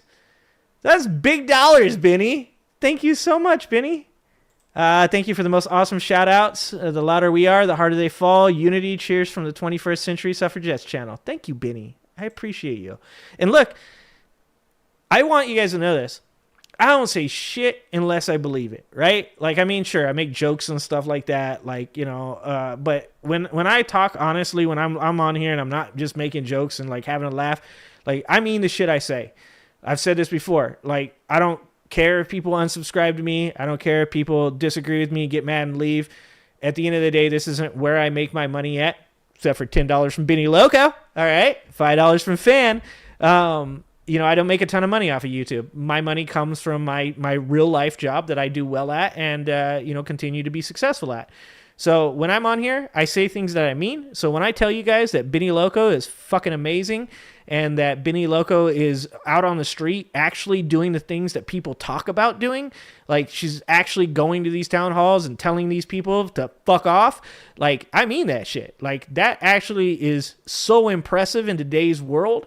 To see people getting up, being loud, making their voices heard, because let's be honest, Benny does put her safety at risk going into these situations. Benny does, you know, have to, you know, get out and do something that a lot of people, whether they're shy or whether or not they just don't have the balls to do it, she does it. She's got the courage. She's got the bravery to do it. And, you know, like when I say you should go check out Benny Loco and you should subscribe and you should comment and you should share her videos, I mean that shit. 100% I mean that shit. So just so everybody knows, like, I don't do anything, you know, to get clout. I'm here for the love of the game. I want everybody involved to be a part of it. And I want to see people that are honest actors, people that are good people that like legitimately care about the same shit that I do, get bigger and louder and have more reach. Because I think that's how we solve the problem, or at least a part of how we solve the problem.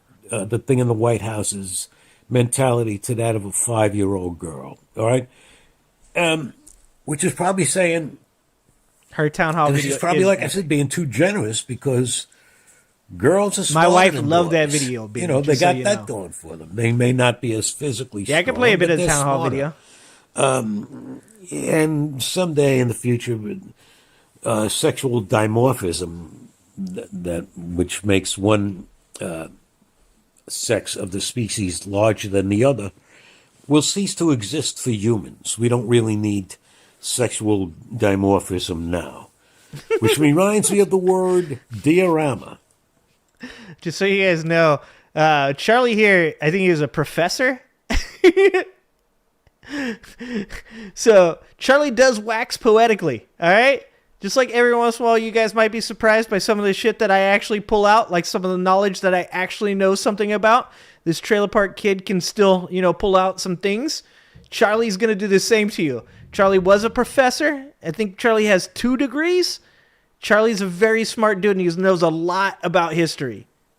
Most people would say diorama, but the dia in that word is really dia in Greek. In ancient Greek, it means through.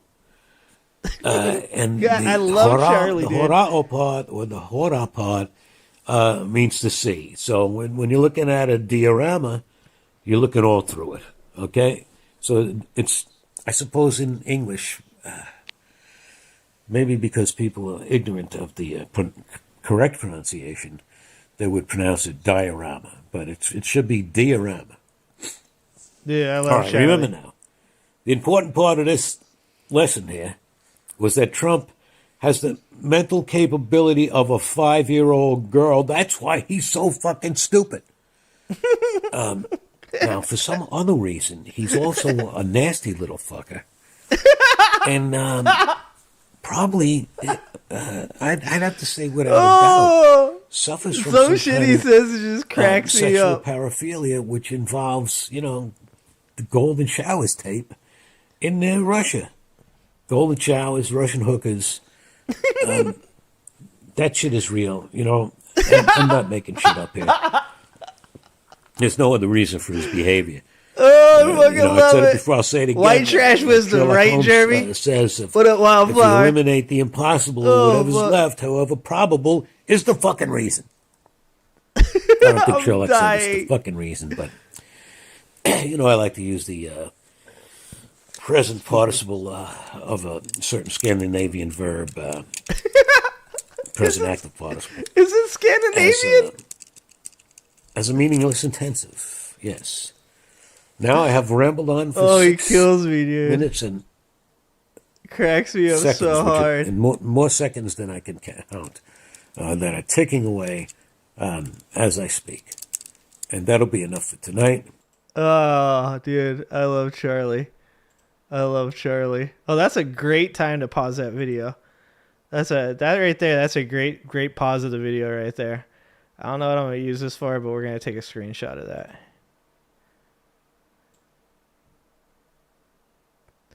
We will definitely use this for something at some point. That's a keeper. That's a keeper right there. All right.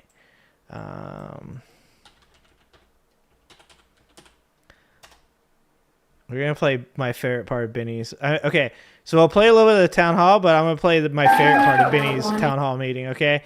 So we're going to play a little bit of what's going on here with Benny at the beginning. Benny, I'm sharing your video, just so you know. But we're going to skip ahead to my favorite part here in a second. My favorite part is my favorite part. It's true. Donnie Boy was peed on by in his military academy. It was like Shawshank Redemption with lots of. I've got to be careful reading those comments. You guys can get me in some trouble. I told you, YouTube's got their hand over the ban button right now. They're like, fucking one more time. All because I shared a video of Donald Trump sucking Elon's toes. I mean, look, I didn't make the video. It was an educational format. I was just trying to show it to people. YouTube. I'm trying out my excuse for when YouTube ends up. And just so you guys know, if you haven't gone over to Twitch, I know not all of you guys know Twitch. Here, let's do this real quick. Because some of you guys might be interested in this. So this is my other channel. It's actually streaming right now. Is it Intersperse still? So it's a Markhead. No. Can I find my own channel? That's the... Yeah, there it is. Oh, damn it. It was right there when I was typing it in. There it is. This is... Oh, God, no. This is my Twitch TV channel. I do stream on here too. If you guys are interested at any time, please go sub to that, because if I get banned on YouTube, it's probably going to be the only way you guys are going to know where I am. Okay. Yeah. Also, you can join the Discord as well. Okay. So you can join the Discord as well. But if you guys are at all concerned one day that I could be banned and you couldn't find me, you can go subscribe to me over on Twitch, and you can also subscribe to me on Kick as well. Kick, I don't send you guys to Kick because Kick's pretty. Like I said, you can probably get crack cocaine in Kick. So I don't send you guys over there. I do love my few Kick viewers. I appreciate you guys, but I'm afraid you guys will get mugged if I send you to Kick. Okay, so Twitch is the backup stream. All right, and if you want to go to Kick because you're interested in possibly getting stabbed or crack cocaine, feel free to subscribe to me over there as well. All right, let's watch some Benny. To cut the deficit, but I don't understand about going around the proper channels. Thank you, 21st Century. Thank you. That you will protect the here, we gotta get to the parts where. It's your party. We have a court system, and we're a society that believes in the rule of written law. This is Benny. Benny's in. She's not yelling yet, but this is Benny. 36 felonies. It was 94. They let him get off. Again. Again. Oh, Benny, I love you so much. I just want you to know that. Dude, I was dying. I woke up. I was just having my coffee, and Benny is just yelling at this dude, and I was just fucking losing it. My wife loved it, and then we were watching Benny listen to music too. It was 94. They let him get off. What up, Philip? Again. A lifelong criminal. And the courts are weighing in.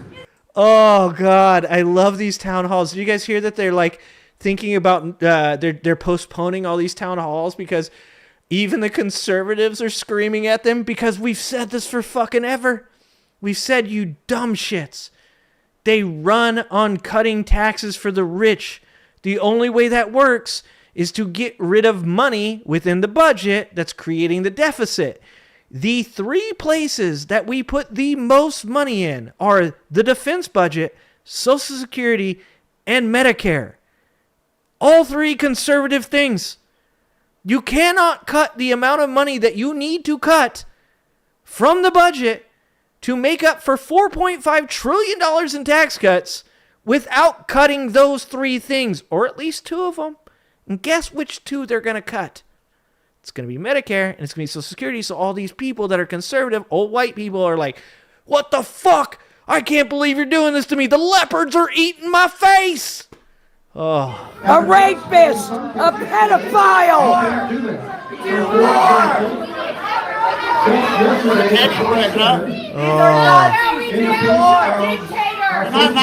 They'll be doing them on Zoom calls. Yeah. That's why they build walls. The Trump administration's access to taxpayer level. The courts also ruling yes. Oh, somebody tried to clap. They're like, I'm the one Trump supporter here. I hope the master sees me. I hope the cult leader knows I'm here.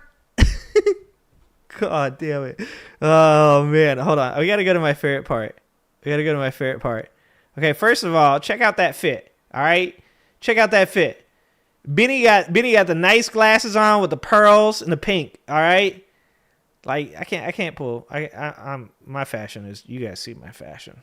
That's not good fashion. Okay? That's the fit right there. But here we go. We're gonna get there. I'm having a hard time thinking because I'm so heated up. Oh my God! I was so excited that there were so many people that think like us that were here. Oh, yeah, well, we got to come out. We got to find my favorite. Here it is. Here's my favorite part. Here's my favorite part right here. This is my favorite part right here. It's out here with the R word.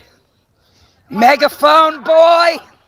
Megaphone boy. You think you're louder than me? You think you're louder than me? You're not louder than me! Not even with your megaphone! Dude, Benny ain't wrong neither, dude. Benny ain't wrong. You can't even hear that, dude. Benny just yelling right over the top.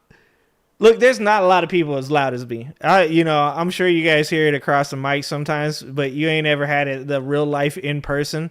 Like, I am the loudest fucking person. I heard somebody say the other day, growing up in a house full of kids, or maybe that was Benny. I think it was actually Benny. Benny said, growing up in a household of kids is how you end up being this loud. Like, that's the same for me, except I didn't grow up with a bunch of kids around me. I just grew up with a bunch of loud ass people around me, right? So it's like that's 100% true. Like, you guys have no idea. Like, I am the loudest person. Not even with your megaphone. Fuck you. You might suffer from a little mental deficiency yourself. Dude, that was a Benny moment right there. Benny, that was me. That was me right there, just like speaking through you. I was like, I want to say a certain word, but I can't. Fucking gonna drop the mentally deficient on your ass. Yeah. I remember you, pal. Oh, dude. The best, Benny. Killing it, Benny. Shit, guys. Good job, Benny. Over there screaming the R word. Telling us we're a bunch of R words. Oh. Coming from a mentally deficient homeless person. Still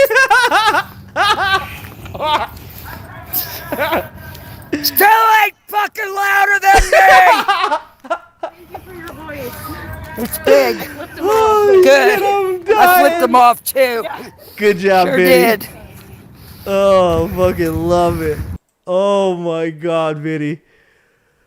Oh God, I love it. I love it so much, Benny. Oh, Mikey, what's up, Mikey Decrepit? Talking about people that have been around forever. Mikey's been here since he was subscriber number 17. Sending love from Canada. Sorry your country leader is a toddler. She gets real bad down there, and you and your family are always welcome to Great White North. Mikey, we might have to have a conversation, just in case. Because we've been talking about Mexico recently, but I don't know what the Mexican army looks like right now. I'd have to join a cartel or something, for the protection of my family. Like, I'm gonna have to be going full on fucking Walter White. I mean, I look a little bit like it, so why not? But I'd rather go up there to the north. I mean, it is cold though. God, it's so cold. I'm not good with cold. You guys have seen it. It's like 70 something today, and I'm wearing a sweater. Oh man. Well, let's make sure we put Benny in the chat. You guys know Benny. You guys know that you can just look up Benny's channel, but everybody should be subscribed to Benny because Benny is the best. What up, 5 eggs? There you go. There you go right there. That's Benny's channel. Don't forget. Good people support good people, man. Oh, what do we used to do for entertainment? Must have been not much. True. Here, let's watch this. God, there's 2 more videos I want to watch though too. You guys been sending me off down the rabbit hole to all these other places. All right, here we go. This is an honest ad on the end of democracy. No, our last fair election. Have I watched this? Hello, I'm from the Australian government, here to announce the 2025 federal election. And I'm from the opposition, here to announce that this will be our last fair election. That's right, because in the final... Dude, sound familiar? Oz, where you at, Oz? Where you at, Oz? ...days of this parliament, we teamed up... Nate, Donald Trump's you're gonna have to talk to Donald Trump about that Jesus is king thing, because it seems like in the MAGA world, Jesus is not king anymore, dog. Just a heads up. You guys are gonna have to work that one. I don't know. You guys knife fight over it or some shit like that. up to rewrite Australia's electoral laws to make it even harder for minor parties and independents to compete with us. And we help ram those laws through Parliament without proper scrutiny. Nice work, Cheers, you pal. no. Two-party system. What's that? You didn't know about our dodgy electoral deal? Oh, sweetie, that's just what we were hoping. So please don't watch this honest government ad which explains how it works. You don't want to know how we've given ourselves even more of your money to help us get re-elected. A 47% increase to how much the public will pay politicians per vote. And stacks of loopholes to let us get around the donation caps we've introduced. What, so our new laws won't actually keep big money out of politics? No, silly. Big donors can just multiply their donations by our hundreds of branches and entities. Plus, we legislated a loophole to let us take unlimited money from our multi-million-dollar slush fund. But hey... Dude, this is the type of shit that goes right over MAGA supporters' heads.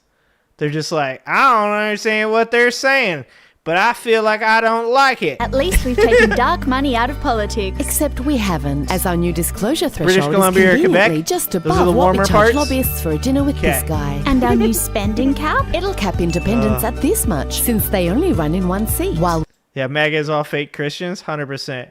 Like I said this on here before multiple times, but I feel like every once in a while it's important to say this. I myself am identify closest to being a secular humanist. I wouldn't claim to be a secular humanist. I would just say that most of the things that secular humanism believes, I pretty much believe. Fan of naturalism, fan of provided evidence. But I don't shit on people for being religious because I think that, you know, it's one of those things that if you practice what you preach, then I'm good, right? Like, now we ain't talking Old Testament, all right? Like, if you practicing the fucking slavery shit, we ain't good. But if you're a nowadays Christian that goes to church and talks about taking care of people, feeding the homeless, being accepting of everybody, and that everybody is God's children, like, I'm down with that. You should just live a Christ-like life.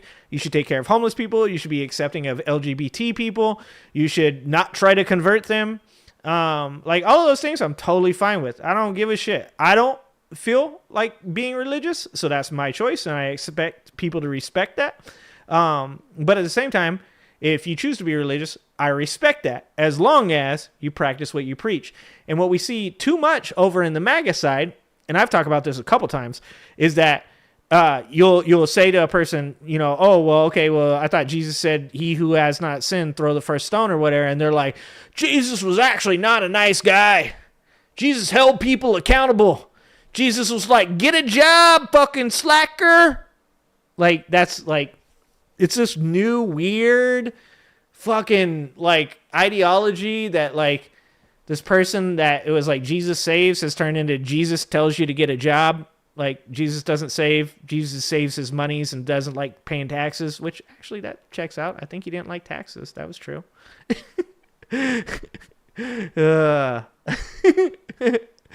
But that's like my main problem, right? Is like, if you want to be religious and you want to like speak on your pulpit, like I said this about this Pope, right? This Pope right now that's currently in the hospital. It actually concerns me that he's in the hospital right now because that dude was actually pretty like progressive in his points of view. Now, mind you, I'm sure I'd steadfastly disagree with a couple of the things that he believes, but it was like the first time in fucking forever that we've actually seen a Pope that actually was like, hey, accept gay people for who they are. It's not right to hate people for like their sexuality. And I was like, oh, really? Straight up? Okay. And now he's on death's bed, right? And it's like, oh, fuck, who are they going to replace him with? We got Australia going right. We got America going right. We got Germany going right. And now the Pope gonna die? The progressive Pope gonna die?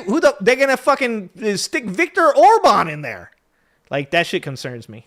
We can spend as much of our nationwide cap as we like, wherever we like. Jesus was progressive. Kudos to Dodgy What up, Don Catherine? for convincing you these laws are about stopping this sack of shit, when they're really about stopping healthy competition in our elections. And just in time, because our primary QC vote has is great plummeting, food. as Got it. almost a third of you BC voted is by for the minor Pacific. parties and Gonna need to be independents near at the the last ocean. election. Could we win back those votes by being less shit? Of course. But why do that when we can just Right, read Diane? election rules in our favour? We're such We are. Two-party system. There's SF? just one Yes, problem. that's what I'm These saying. new laws only come into effect after this election. And we're shitting ourselves about that. Because if you realize this is the last election where new candidates have a chance to compete with us. Hold on. That's exactly how you should say what she just said. That was amazing. That was fucking amazing. After this election. And we're shitting ourselves about that. If you realize this is the last election where new candidates have a chance to compete what up, Sean? with us, you might What they vote did, in we this talked about election like Zelensky our at the beginning of the democracy show, depends Sean. on it. Which it does. It might even It's an inspire you to embarrassment. support It's a and fucking volunteer for your embarrassment. local not shit candidate. Like Kaz in Cowper, Alex exactly, in Phil. Wannon, That's what and I'm concerned Nicolette about. in Bradfield, all of which are our God-given seats. Or Peter in Franklin, where we're busy selling out Tassie to the toxic salmon industry. And many others running Nice. against us across That's Australia good. to end No the big political deal. duopoly that America is going to be dumping chemicals in everybody's fucking rivers and streams. Turns out the Australians are like, fuck it, let's make the salmon toxic.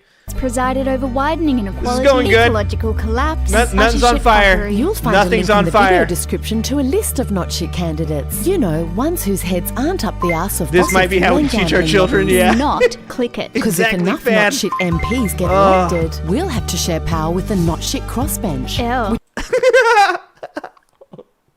I need Oz. Oz, where you at, dog? I need you to comment on what's going on in your Australia, bro. I need a comment. Oh, Jesus Christ. SF says Pope Francis worked as a nightclub bouncer in Buenos Aires, Argentina, before becoming a priest and eventually the first post. No shit. I did not know that. I am going to have to look that up. That is crazy. Which would not only force us to listen to you rather than our fossil fuel and gambling donors. It would also force us to unrat-fuck these new electoral laws we just passed. Which means we'd miss our last chance to entrench our duopoly. And you'd end up with a greater choice of candidates in future elections. And we wouldn't want that now, would we? Two-party system. Fuck you. Authorised by the department for rigging the rules of the game instead of trying to win it by being less shit.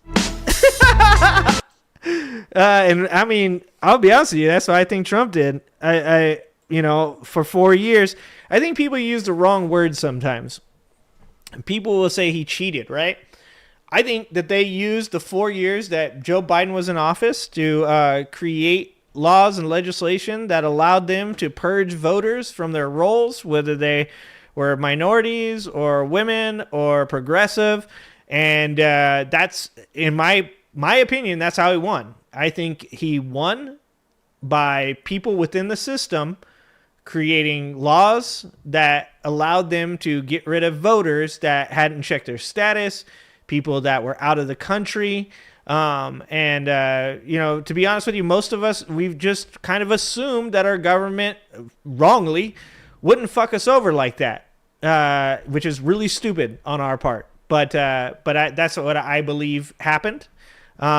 When you use the word rigged, that's probably a little bit closer to it, because I don't, the shit with Elon, very weird. If you could probably convince me that his ass did change some numbers, but that would need like more evidence, right? What I do have evidence of is these lawmakers in places like North Carolina did indeed change the legislation revolving around the ability to purge voter rolls.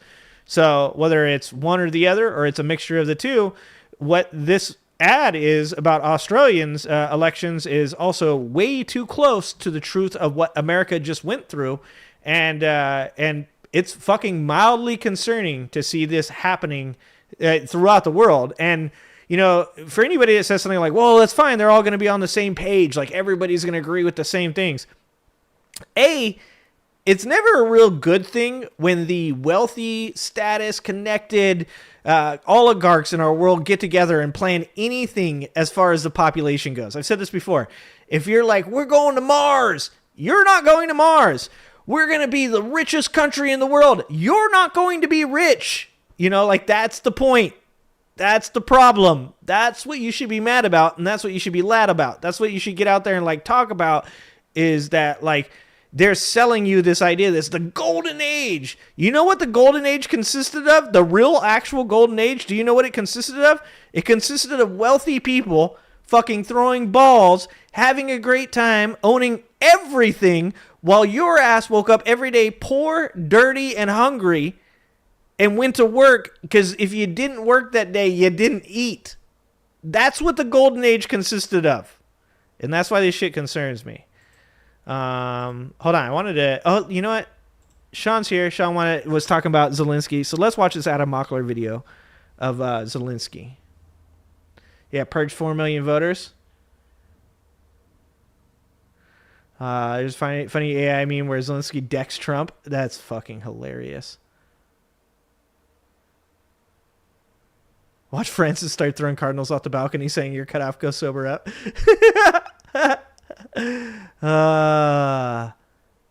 One woman in Georgia challenged over 10,000 voter registrations. Fucking insane. In 2013, Bergoglio confessed to, I just murdered that name, didn't I? Confessed to being a nightclub bouncer to a group of young people. He said that this experience helped him guide people who were disillusioned with the church. That's actually, see, like, that's what I'm talking about. That's what I'm talking about. Can I talk about Doge? What do you want me to talk about, Doge? You want me to tell you that Doge is absolutely fucking destructive? Do you want me to tell you that I'm all for auditing the government using actual, like, expert resources and professionalism, and not for having a dipshit and his 19 to 25-year-olds run wild through it, destroying people's lives by firing, you know, veterans, disabled veterans, people that have worked in the government for years that are just normal-ass people that fucking have, like, lost their very ability to actually, like, exist in the society as, like, a helpful and productive human being. Shit on it, and why all of it?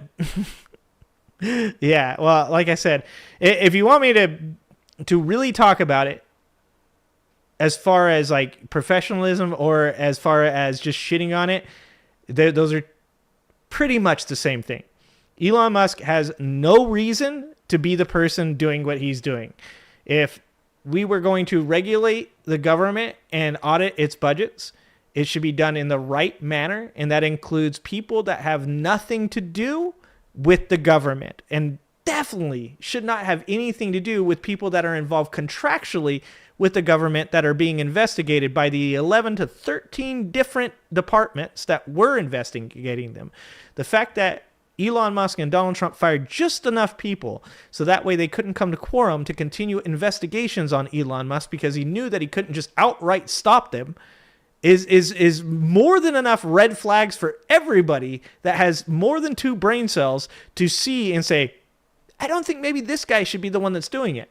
I think that one of the things that pisses me off the most about all of this shit is that for the most part, we all agreed, whether you're on the left or you were on the right, that our government is inefficient, that our government has a lot of waste, that our government has corruption. We all agree on that. But the farce of Doge going in and tearing down just like the most beneficial parts of our government, like USAID creates good faith capital throughout the world with our trade partners and with potential future trade partners. Like, it's ridiculous. You can't have a person like Elon Musk that has zero expertise, zero knowledge, zero know-how as to how the government works, how these department works, who these people are that he's firing. You know, one of the saddest parts about the Doge is that they fucking fired all those veterans to do with the hotlines. Like, every day, it's something like 17 military veterans take their own life. 17 a day take their own life. And you're going to fire veterans that have legit dedicated their lives to helping other veterans live longer. People that have, like, given up their lives to protect your rights and your freedoms, that have given up their lives to be the people that are going to stop someone else from taking away the ability for Elon Musk to do this shit that he's doing. That's the saddest fucking part. You know, and potentially it's going to get a lot sadder when we get to these Medicaid cuts. Because now you're going to see, you know, older people that are going to lose their chances to have a pacemaker like Gene Hackman had, to live a little bit longer. To, you know, in my opinion, they want these people to die. They look at them as a budget suck. They look at it as a reason that if they pass away, hey, we saved a few dollars on Social Security. The verbiage that people like Elon Musk and Donald Trump are using could easily be applied to saying something along the lines of, well, hey, you know, you want Social Security to continue to exist? Well, the way that it's going to continue to exist is if some of these people pass away and they don't get to get their checks anymore. Like, that's the verbiage they're using currently. Doesn't Doge just send up recommendations to the government and they decide what gets cut? No. They are currently... the way that Donald Trump is accepting of what Elon is doing is Donald Trump is being advised by Elon Musk. But Donald Trump has already said it. Donald Trump said he doesn't give a shit. Here, we're going to read the fucking... You know what? You guys are getting me off track, but we're going to do it. Where is Yarvin?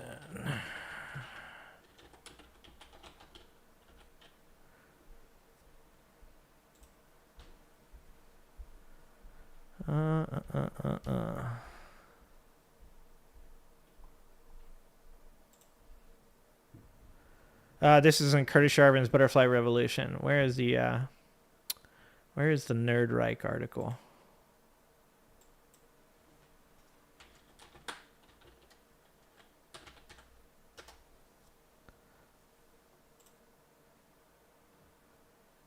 This is a really good site for anybody that wants to go and look at all this shit on Curtis Yarvin and all these guys.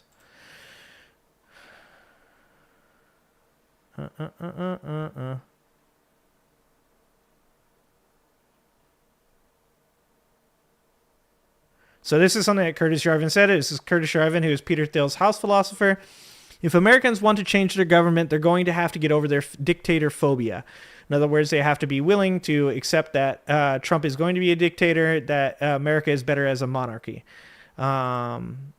This is his Butterfly Revolution. This is something that he wrote in 2022, April 7th, 2022. Once again, Curtis Yarvin is Peter Thiel's house philosopher. He's the guy, Peter Thiel bankrolled Vance's Senate run and also influenced him becoming the vice president of the United States. Peter Thiel is friends with Elon Musk, J.D. Vance. He's friends with all the other tech oligarchs that are involved in this. So this explains like all the reasons before Trump was running, while he thought Trump could have done a better job in destroying the government, but didn't because he was too concerned about himself. So this is what he says. He says, Trump himself will not be the brain of this butterfly. He will not be the CEO. He will be the chairman of the board. He will select the CEO, an experienced executive. He will select the CEO, an experienced executive. That is Elon Musk. This process, which obviously has to be televised, will be completely by his inauguration, which happened, at which the transition to the next regime will start immediately, which happened. For Trump, being president will be exactly like it was, all the photo ops and more, without any papers to sign, decisions to make. I'm doing a horrible job of highlighting this. Without any papers to sign, decisions to make, etc. The CEO he picks will run the executive branch without any interference from the Congress or the courts. That's exactly what's happening right now, except for the courts are actually standing up, right? But not their courts, the Democratic courts. Probably also taking over state and local governments. This has not happened yet, but, well, if it happens, quote me. Most existing important institutions, public and private, they've already started doing that by trying to create the executive order where they're trying to bring in the FCC and other departments that are considered third party to be underneath the executive branch. And private will be shut down and replaced with new and efficient systems. Trump will be monitoring the CEO's performance again on TV and can fire him if needs be. That's when you say, isn't he just making any type of, isn't he just, giving advice to people? Yeah, he's giving advice to Trump, and he is running the government for Trump, because just like Curtis Yarvin asked him to do, and I'm going to point this out one more fucking time. I've been pointing this out so many times, but I'm going to do it again. This was written 3 years ago. 3 years ago. Curtis Yarvin believes in rage, which is like release all government employees.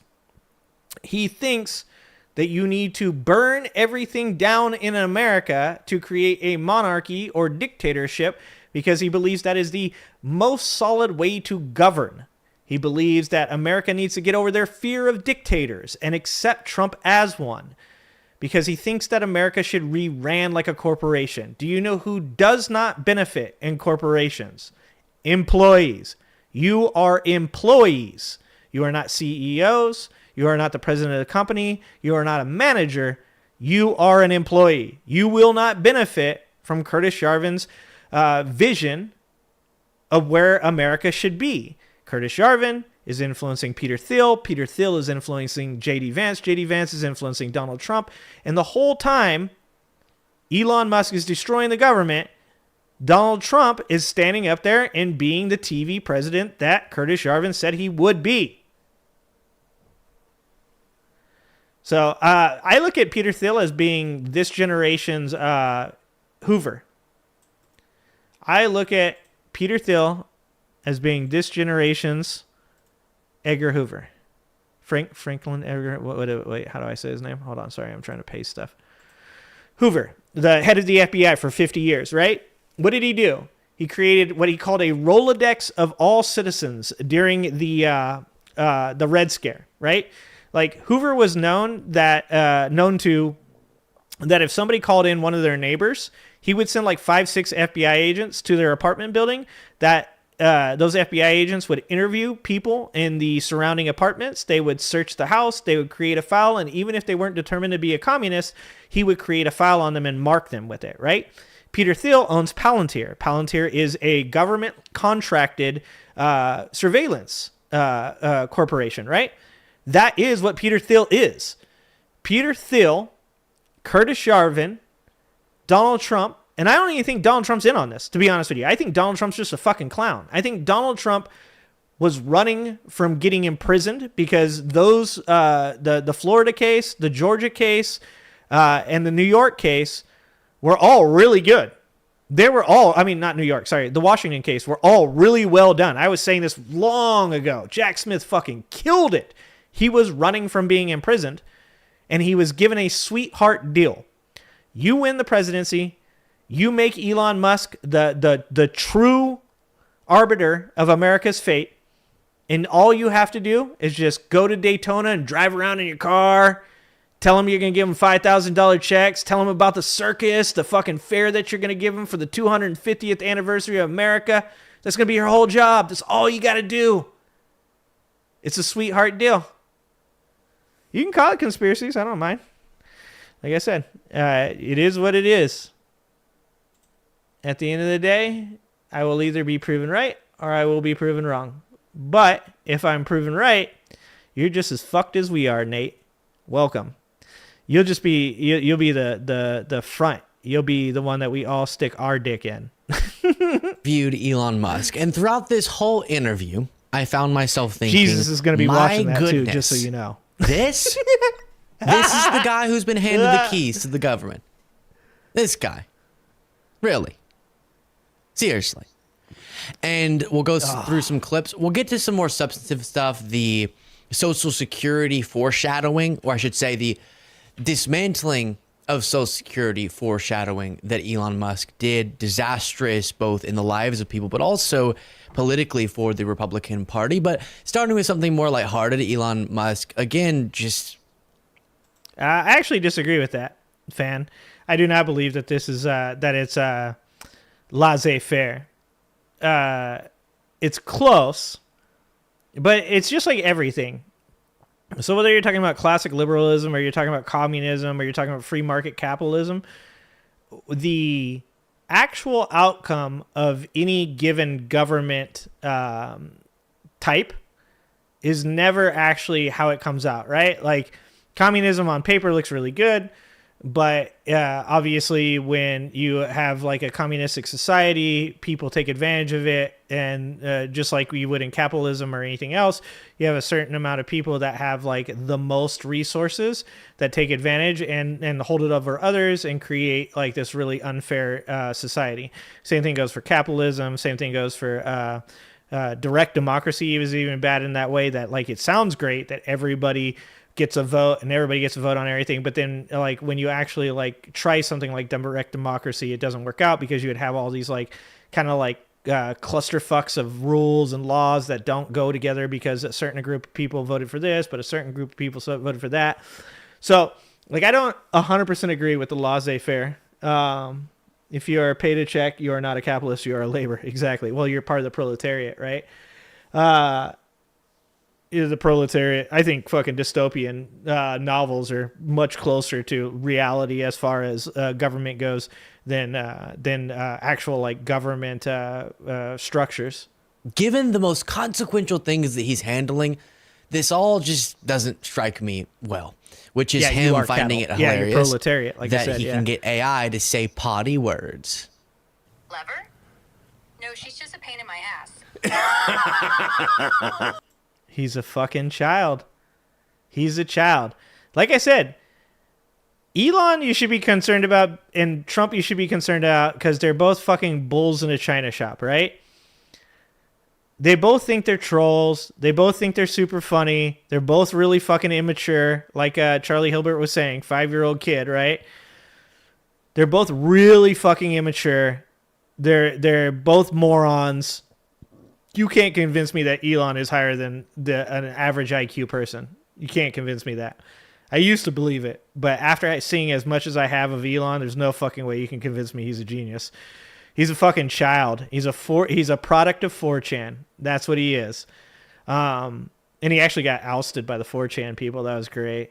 So, in my opinion, Trump and Elon are actually the stooges. They are the two buffoons that think that the people behind them pulling the strings are going to let them get away with keys to the kingdom. But that's not the reality. The reality is that the people that really, whoever gets a hold of the reins of AI, though, that's going to be who's going to be in charge. And Elon recognizes right now that his AI is failing compared to Altman's AI, compared to all the other AIs that are out there, the DeepSeek from China. He knows that, and so he's just a fucking child. He doesn't know how to fix it. He doesn't know how to make it better. He just hires people, and he's an asshole, so nobody wants to work for him. So all these like other companies are getting better engineers, better scientists, brighter minds, like better people, and he's falling behind. And so that's why he's on Joe Rogan's show making jokes about how his AI says bad words. Yes. Are you a fucking conspiracy theorist? Yes. Yes. What are you doing? Yeah, I will pay you whatever amount you'd like if you can figure out what it is that he said here. What are you doing? What? Hold on. Okay, you're gonna pay me whatever you like. Can Whatever party, I like. but starting with something more lighthearted, Let's hear it, Elon Beasley. Musk again. Just sounds like a bet. Given the most consequential things that he's handling, this all just doesn't strike me well. Which is him finding it hilarious that it's the death of professionalism. A friend of mine that works in the office with me was saying the other day, there's a death of professionalism. There's this idea within our culture now that everything's a joke. It's fine. Like, you don't have to like be serious. You don't have to actually be professional. That he can get AI to say potty words. Lever? No, she's just a pain in my ass. Yes. Are you a fucking conspiracy theorist? Yes. Yes. What are you doing? It's like potty humor, dude. And like, here's the thing is, no one would be upset with him if this person wasn't going through and destroying vital government systems that have increased our ability to have like good faith capital throughout the world, our ability to keep our farmers employed, our ability to keep our veterans employed, our ability to just keep everyday Americans employed. Like, if that wasn't happening, no one would have a fucking problem with this. Everybody would just be like, okay, it's just two douchebags laughing. Who the fuck cares? The problem with it is that Joe Rogan has influence on these people. I doubt he has much, but Elon Musk has a lot of influence on what's going on within the government today. Yeah, I will pay you I'll whatever check it in a amount second. you'd like. 21st. If you can figure out I swear what I'll it get is to that it. he said here. I swear. What are you doing? Oh, actually, I just deciphered it. Never mind. Damn it. Damn it. And I missed it. I was paying attention to chat. Hold on. I want to hear it one more time. If you can figure out what it is that he said here. What are you doing? Oh, What does he say? The fuck did he say there? I want one more time. I want more chance before Luke tells me what he says. whatever amount you'd like. If you can figure out what it is that he said here. What are you doing? What are you fucking... Is that ketamine? I've never experienced the ketamine. Oh, actually, I just deciphered it. Never mind. Deal revoked. What are you, an effing conspiracy theorist? Wow. What are you doing? Oh yeah, I heard that. Okay.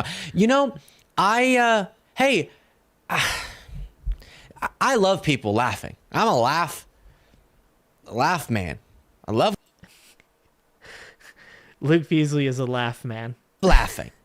But given what he's doing and how carelessly he's upending people's lives, again, this just strikes me as tone deaf. Hey, Rogan, focus. Ask him some real questions. Focus. No, that's not what he's there for, though. That's the problem. So this is something I really dislike about where society has gone with the mixture of politics into like everything, right? Is so when you watch somebody like Asmongold, right? Asmongold has some really, really bad takes on politics. And one of the reasons that his takes are so bad is because he spends most of his time reviewing like video game content for being too woke. And he's like kind of got this like audience that causes most of his opinions to be kind of handcuffed to his anti-woke shit, right? And so when he starts commenting on things, he's commenting on a vibes and emotion-based level. Like, all he gives a shit about is, like, making the people in his chat laugh or whatever the fuck it is and, you know, being the cool kid. And what he comes out with is just a lot of, like, really basic bitch opinions. Like, he tries to be like, oh, I'm so wise. Like, you guys don't know. I haven't left my house in 30 years and have never actually had a real fucking job, but I know more about the world than you possibly could. That's what he comes off as. When you have something like this happening with Joe Rogan, you have Luke Beasley saying things like, oh, he's not asking like these tough questions. The Joe Rogan show is not a place that any of us should be expecting the tough questions to be asked. He's going to smoke a bunch of weed, drink like whiskey and shit like that, and then bro down with whoever the fuck it is. And in some ways, at one point or another, there was something to that where you could humanize people. You could, you know, really show people that, like, not every single person that you believe is a bad person is actually a bad person, or some people that you might think, like, have this, like, really, like, strong intellect, you know, in or experts in certain fields can also make a joke and you know, smoke a cigar or drink some whiskey with you as well and really humanize them. But it should never have been, and it should never be looked at as some type of fucking, like, where we're going to get our political information from, because it's just like we're really becoming super unprofessional in the way that we look at how we're talking to government officials. It's great to make them seem human. It's great to remind people that they laugh and they joke and they have stories and they have families too. But if you're going to sit with a person and just drink alcohol, smoke weed, and, like, dick around, then I'm not going to take anything you say seriously. I don't care that you can get AI to say potty words. AI with a penchant for chaos. And I'm stuck talking to you, Roberto. Now, what's next? I'm the life of the party, you little shit. If I were on TikTok... All right, so... I just love, like, I was thinking what Luke Beasley just did. All right. Oh, that's that. It's Moving a brawligarchy. Though, here is Rogan asking about the whole Epstein thing. Oh, God, no. No. Like, this is going to break me. This is when my brain cells are finally like, bro, we can't do this anymore. I'm sorry, we got to leave. Like, my brain cells are about to put in their 2-week notice. I have a feeling. Which is that MAGA was really excited because now that Trump's in office, they're going to expose the deep state that Joe Biden has been protecting and the Democrats because they were all caught up in it. But then Trump gets in power. Pam Bondi says, we're going to release the Epstein files. And then conservative influencers, we're talking about this in a different segment, but they come out with these binders. He's like a live Chucky doll. Epstein Files Part 1. And then it reveals a whole bunch of nothing, which is just the same names that we... Diane says Rogan doesn't look impressed. Do you think Rogan is, you think he's, because I've seen some videos on this. Do you think that he's a little concerned that he talked up Elon as much as he did? And Elon actually seems to get dumber by the day. Like, he might actually be concerned a little bit that he has called this guy the super genius and all this shit. And he's just making him look dumber and dumber every day. We know we're associated, but being associated going on a plane sometimes doesn't give us any more evidence into the broader connections and thus potential allegations that could be there, given who Epstein was. And even though Elon Musk... What are we talking about? Thank you for the $5. I would appreciate it if you played that video sometime soon. I keep having people jump down my throat for simply stating what I've seen. I'm not sure what we're talking about. I'd have to know exactly what you're talking. Are you talking about the video you want me to play, the one that you sent me? Like I said, I'm gonna make a video about that. I'm going to make a video about that. Like, I don't have the time tonight to play a 17-minute video and give a full analysis of it. I'm like way too fucking. I'm too much of a windbag. I talk way too much. If I play that video right now, we're gonna be here for like 3 hours. I'm not lying.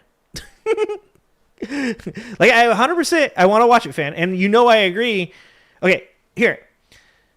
Let me try to encapsulate what fan believes, and I will still man what fan believes. And if fan agrees with it, he can say it. But I don't want to get off track. I want to watch the Rogan video with the Elon, and I want to make a video about this. But I will still man this for 1 second. So, in today's culture, we've done a great job. We're not done yet. We've done a great job of pivoting to women's rights and figuring out that, like, specifically, that at one point or another, things like women not being able to be bank accounts, insane. Women not being able to go out alone, insane. Women's, obviously, their inability to vote, insane. We decided that, things like no-fault divorce should exist because women should be able to leave any marriage that they choose to, and that we had a really difficult time doing that under the laws as they existed. So we created no-fault divorce. During that time, we made some mistakes, and those mistakes were that while trying to raise one child that was having difficulties and paying a lot of attention to those children, which would be the women in our society, we kind of pivoted away from taking care of young men. And that is a problem on the left. The left, we did choose to focus more on women's rights, which were really fucking important. Just like we're choosing to really focus on LGBT rights. But, as I've always said, you don't focus on taking care of one child so much that you forget that you have another, and their problems go without being seen. I don't know who's disagreeing, but I'm sure that most people, all of us, agree on this because all of us agree on equality.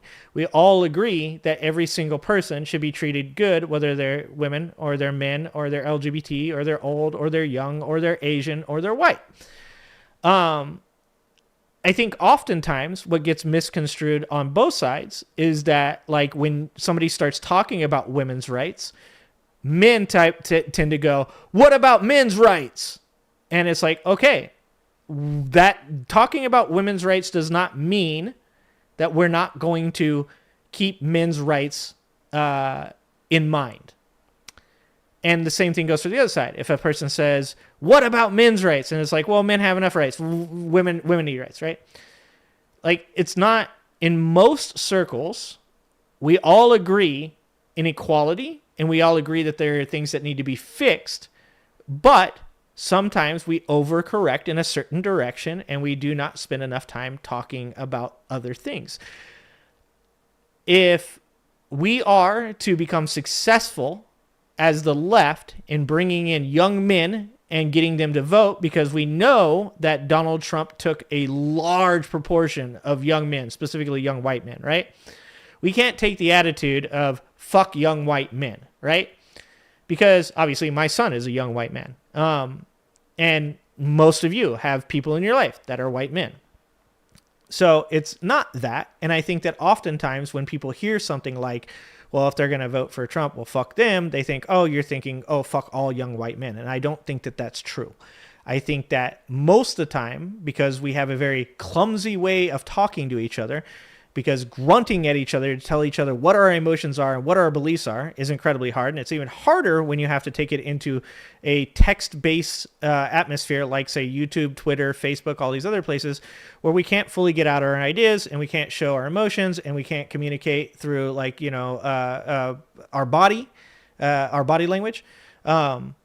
That it becomes worse and worse, and these conversations tend to degrade. If I'm trying here, I don't know if I'm on point with what everybody's talking about. What's happening, Manny?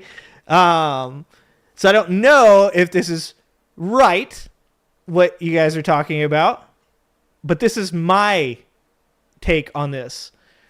So you have to say that A, women's rights have been elevated, but we're not done.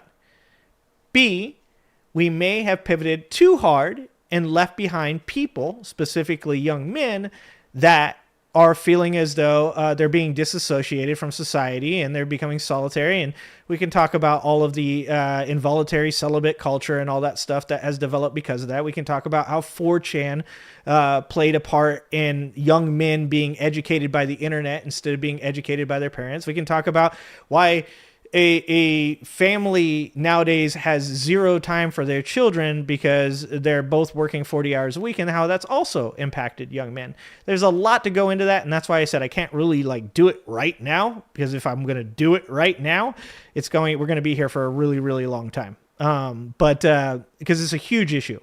The most important thing to understand is that you cannot reduce the conversation of women's rights and young men needing to be seen and be valued into very small statements posted on the internet to try to convince one side or the other that what you believe is the right thing. Instead, you have to understand that every one of these conversations are incredibly complex, incredibly complicated, and have a ton of different nuances that have to go into them to determine like what we're going to do about that situation. I'm not sure what I'm supposed to be talking about, though. Except men need their own movement. Feminism can't dictate a masculinist movement. I don't know what that is. It's not incel, red pill, or any of that crap. It's supporting your father's brothers, loves, and son. Yeah, of course. Like, I don't disagree with that. Yeah, no, men and women both owe each other a ton. I disagree with that. I think that everybody owes each other a ton. We all owe each other the ability to listen and to provide fair criticism of each other. Like that's how the world works. The world is not me. The world is we. But hold on. Is Woke Mike yelling at me now? We are not past the times of women not being treated as equals. That is completely incorrect. I've been a hiring manager for 20 years. You can go directly fuck yourself with that. I have legit seen women not being treated as equals. In my anecdotal evidence, thank you very much. So anyways, like I said, I will make a video on that, and I hope you guys will watch it, and I hope you guys will comment on it, and I hope you guys will have a conversation based off of that video. But like I just spent probably 15 minutes talking about it, and that's not even fucking touching the tip of that glacier, not even a little bit. It's a huge conversation, and I won't devalue that conversation by trying to discuss it in a short form conversation. I would never devalue it in a short form conversation. All right, is that good enough?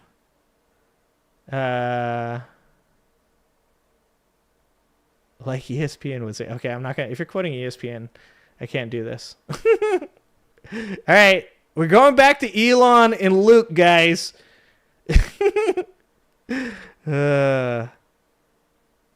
See, now we're fighting between men and women when we were just witness democracy against fascism. Yeah, exactly.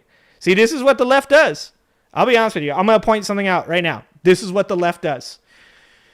The left gets caught up in nuance and victimhood on both sides.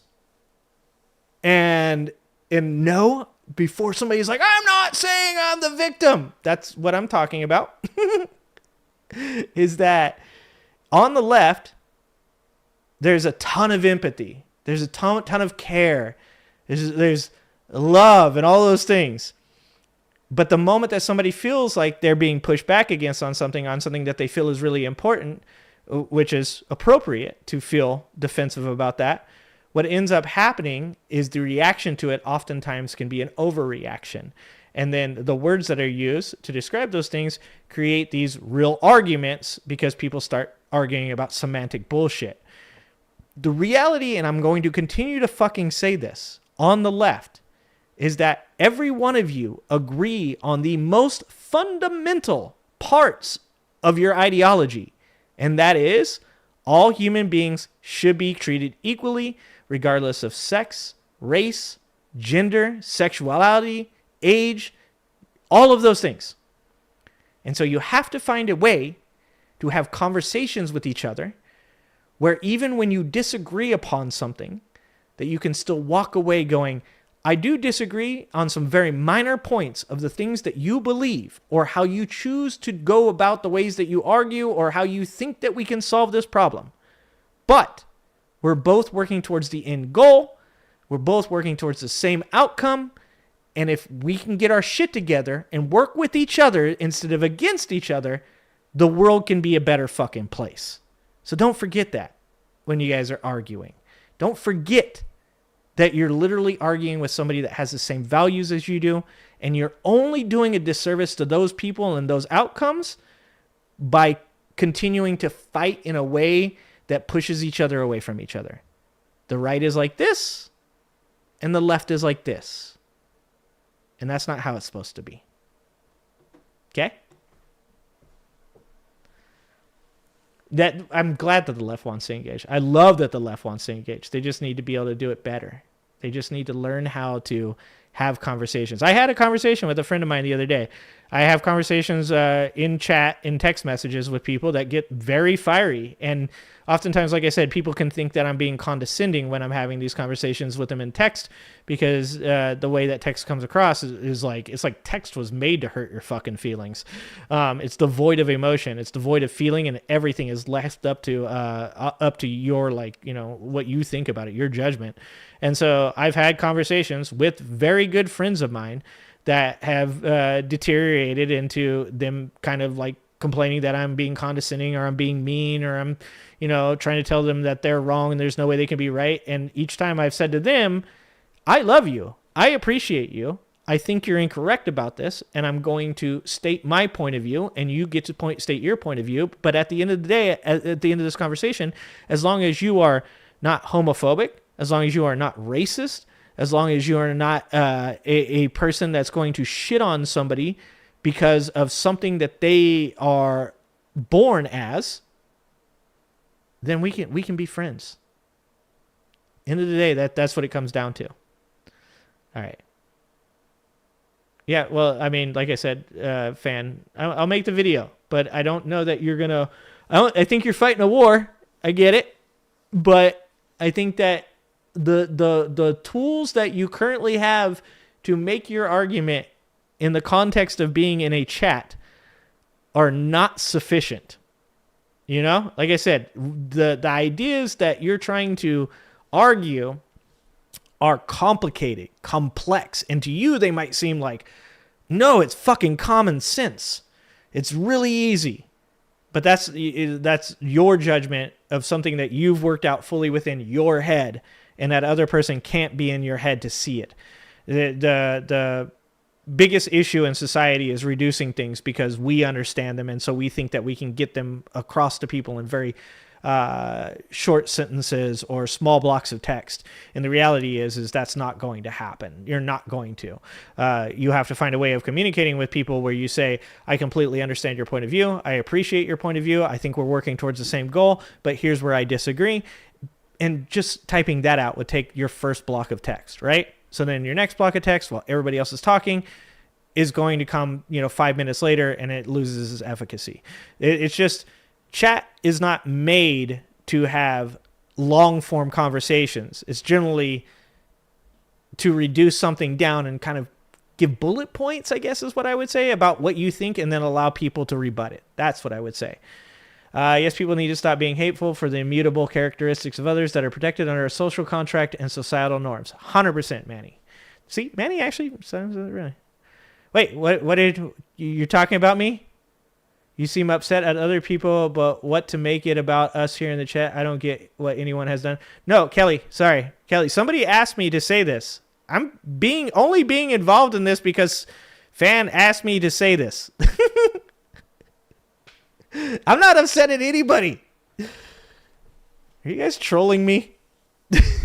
I feel like you guys are trolling me. No, I'm not mad at any of you guys. Like, I'm telling you guys. Oh, you're not talking about me.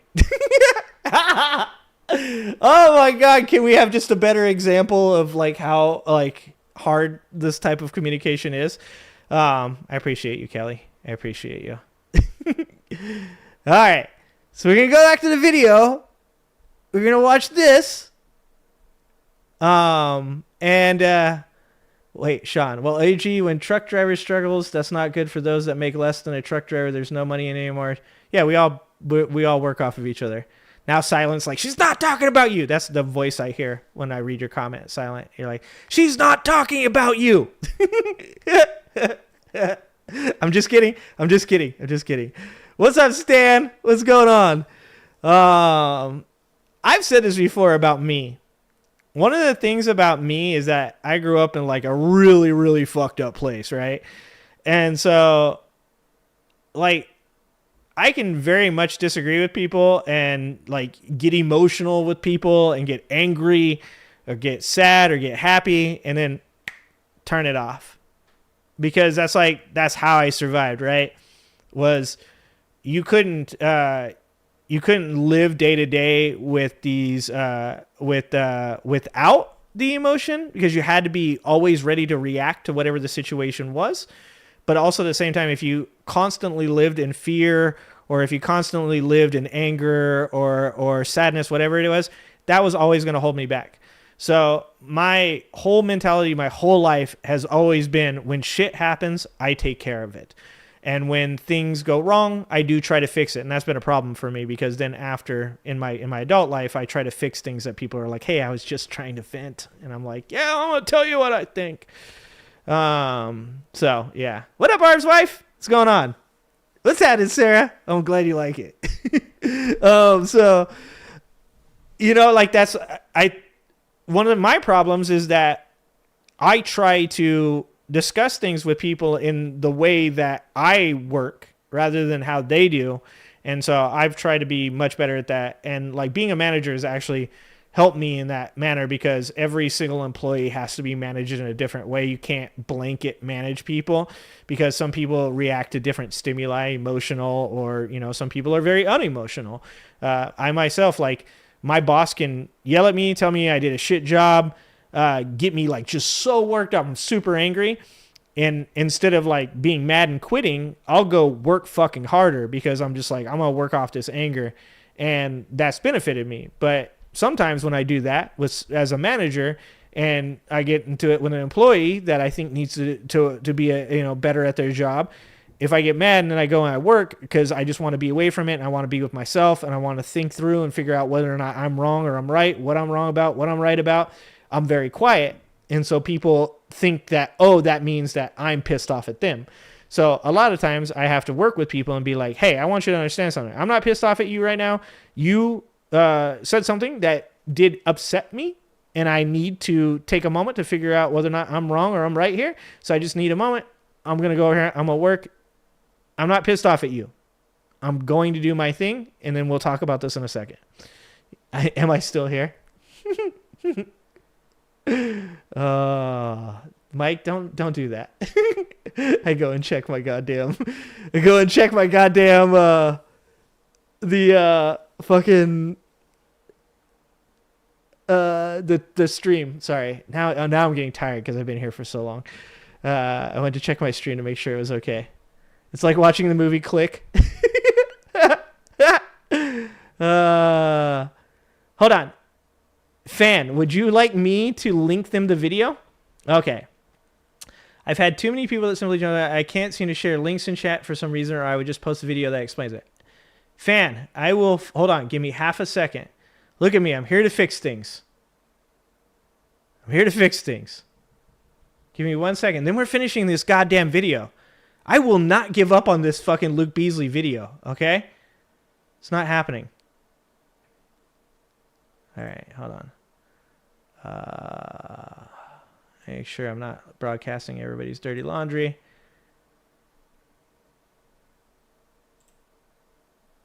Oh, somebody entered the Discord.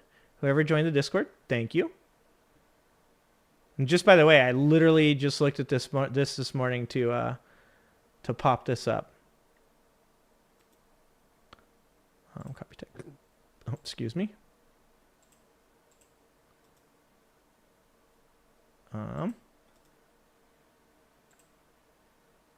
Oh, it's too long.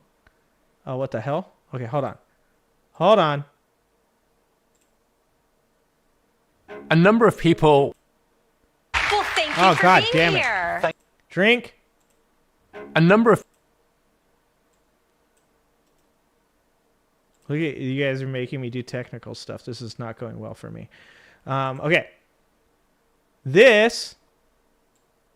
I'm sorry, my Tish. I know this is like when Hitler was behind me. I'm sorry. I'm sorry. All right. All right. This is the video I just linked, okay?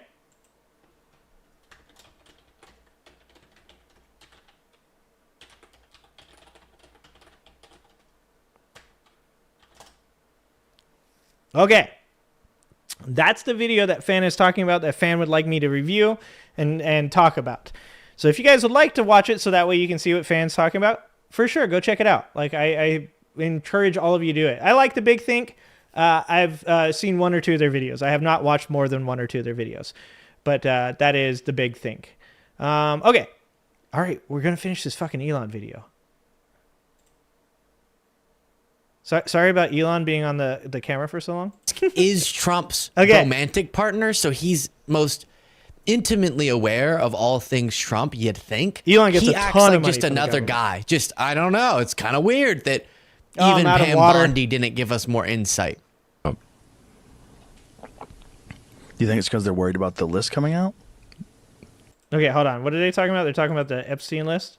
Okay. Trump, you'd think. He acts like just another guy. Just, I don't know. It's kind of weird that even Pam Bondi didn't give us more insight. Do you think it's because they're worried about the list coming out? Yeah, one of the reasons. Yeah. Dude, why is this conversation like this? It's like faux serious. It's like faux serious. So, I mean, I'm like, this is, yeah, so. I mean, like, it's so. What the fuck is that answer? Totally. Do you get that point? Totally. It's like, yeah, so. So. It's like, yeah. Oh. So, it's like my little sister 10 years ago. You'd be sitting in a situation where the list isn't coming out. Well, it better come out, hopefully tomorrow. Well, I mean, why'd they release bullshit today? Dude. Holy shit. This is like the disappointment. It's like thick. It's thick. You can like almost see the disappointment in the air. And the thing is like, we all agree. But the difference between why I'm disappointed and the difference between why they're disappointed is what's leading them to do what they're doing right now. Because I've said this before. It doesn't matter. If you're left, if you're right, if you're independent, doesn't matter. If your name's on the list and there's evidence that you've done anything, you should be put on trial, investigated, and potentially prosecuted if there is enough evidence to prosecute you. 100%. Doesn't matter. Political affiliation does not matter. Them, on their side of it, they're thinking, man, I thought for sure it was going to come out and all these Democrats were going to go to prison because I thought for sure Like, that's what's going on. The disappointment is palpable. It's like, yeah. So it's like my little sister 10 years ago. You'd be sitting in a situation where the list isn't coming out. Well, it better come out, hopefully tomorrow. Like, look at the disappointment. Why'd they release bullshit today? Probably tomorrow. What's the point in giving these people like a happy folder to wave around in front of the camera with nothing in it that's... Hold on. Joe, you're almost there. He's edging. He is currently edging the truth, guys. He is so close to figuring out something. Will he figure it out? Probably not. Doesn't make any sense. It's not encouraging.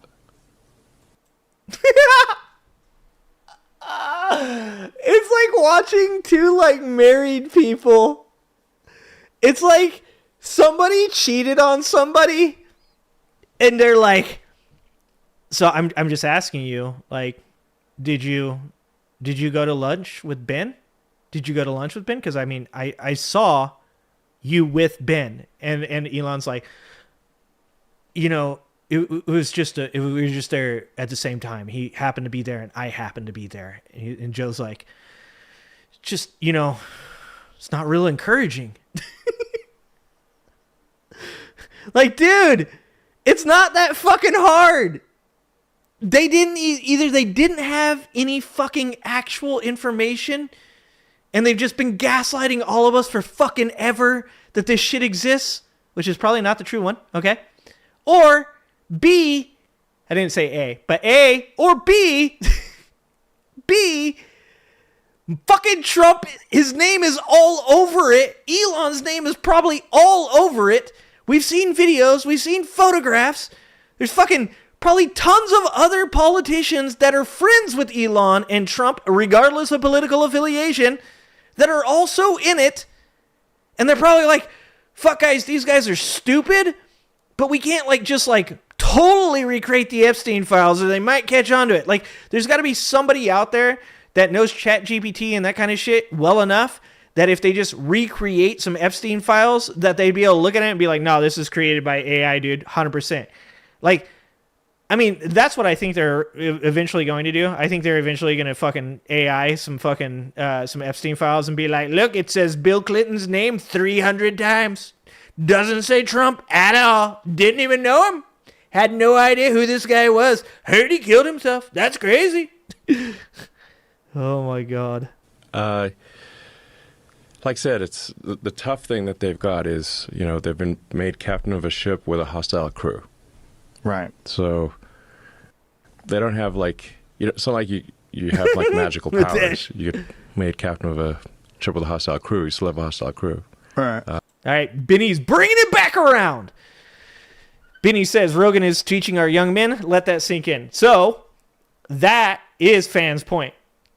Just so you guys, if I can make Fan's point for a second here, is that Fan believes that those people out there that have kind of like been like, don't, you know, not necessarily shit on young men, but don't worry about them. They don't need your help because men have all the rights, right? Those young men found their way to Joe Rogan. Those young men found their way to Andrew Tate, to Rollo Tomasi, all these red pill types, right? And so Fan's point is that we're doing a disservice to young men by not being better stewards, not being better guardians. And I actually agree with that 100%. Like, I know with my son, I have to do a much better job. My dad wasn't around, right? I didn't have any positive male figures other than my grandfather in my life. And my grandfather was only in and out of my life very infrequently. But I had no positive male figures in my life. So what Benny's saying is 100% true. When we allow our young men to be cast aside and they go and find people like Joe Rogan, like Andrew Tate, like Rollo Tomasi. Tomasi's probably not the worst of them, but he's still kind of an idiot. Any of the red pill community people that are grifting off of young men, when we allow them to spend countless hours on sites like 4chan, unsupervised, no good figures, male or female, in their life that are like looking out for their best interests, that's the problem. That we need to help and we need to do better. And so, like, for me, with my son and both my children, I just try to actively engage with them as much as possible. I hug them as much as possible. I talk to them as much as possible. My daughter this morning worked out with me. She lifts weights with me. She's lifted weights with me for the last 3 days because she's interested in getting stronger physically for playing sports. She plays soccer. She does pole vault. She does hurdles. She's very athletic, but she wants to be stronger. So that's a great time for me to say to myself, like, okay, cool. Like, I want to spend time with you, right? This is my chance. Now, on the other hand, I 100% don't want to exclude my son from this, right? Because now I'm working with my daughter. So what I've been doing is every time I see my son, I go, hey, bud, me and your sister have been working out in the mornings. Love for you to come out there and lift weights with us. My son does martial arts. I think martial arts are another good place for young men to get into, to learn from. You have to have a good sensei, but the sensei of my kids, his dojo is fucking amazing. Great guy, the type of guy that you want to be as a role model for your young men. And so I'm really happy about that, and it helps him to become a better person. But really, really fucking important, right?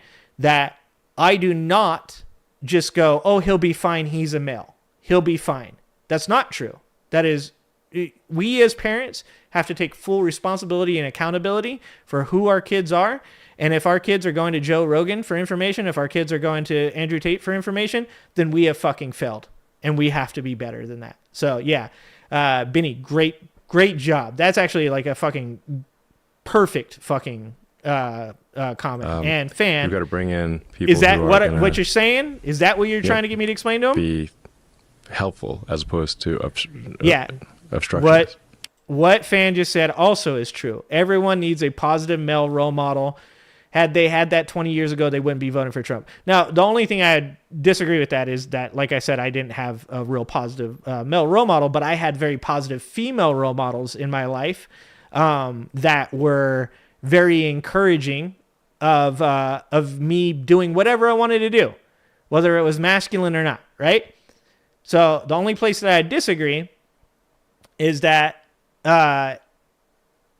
you don't necessarily need a 100% positive male role model. You need intelligent people that have emotional intelligence that will understand what you need as an individual, not based off of their needs, right? So like my mom and my sisters both were, abused in every way possible, right? So them being as strong as they were and surviving what they did had a huge impact on me, and understanding like I can get through this and I can live and I can do better than anybody else has done to come out of this.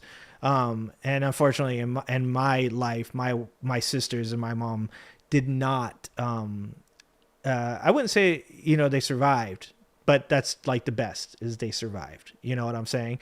So that's the only thing I think I disagree with. Yeah, that's what you meant. Yeah. Okay. Yeah. Fan. 100%. Yeah. Right.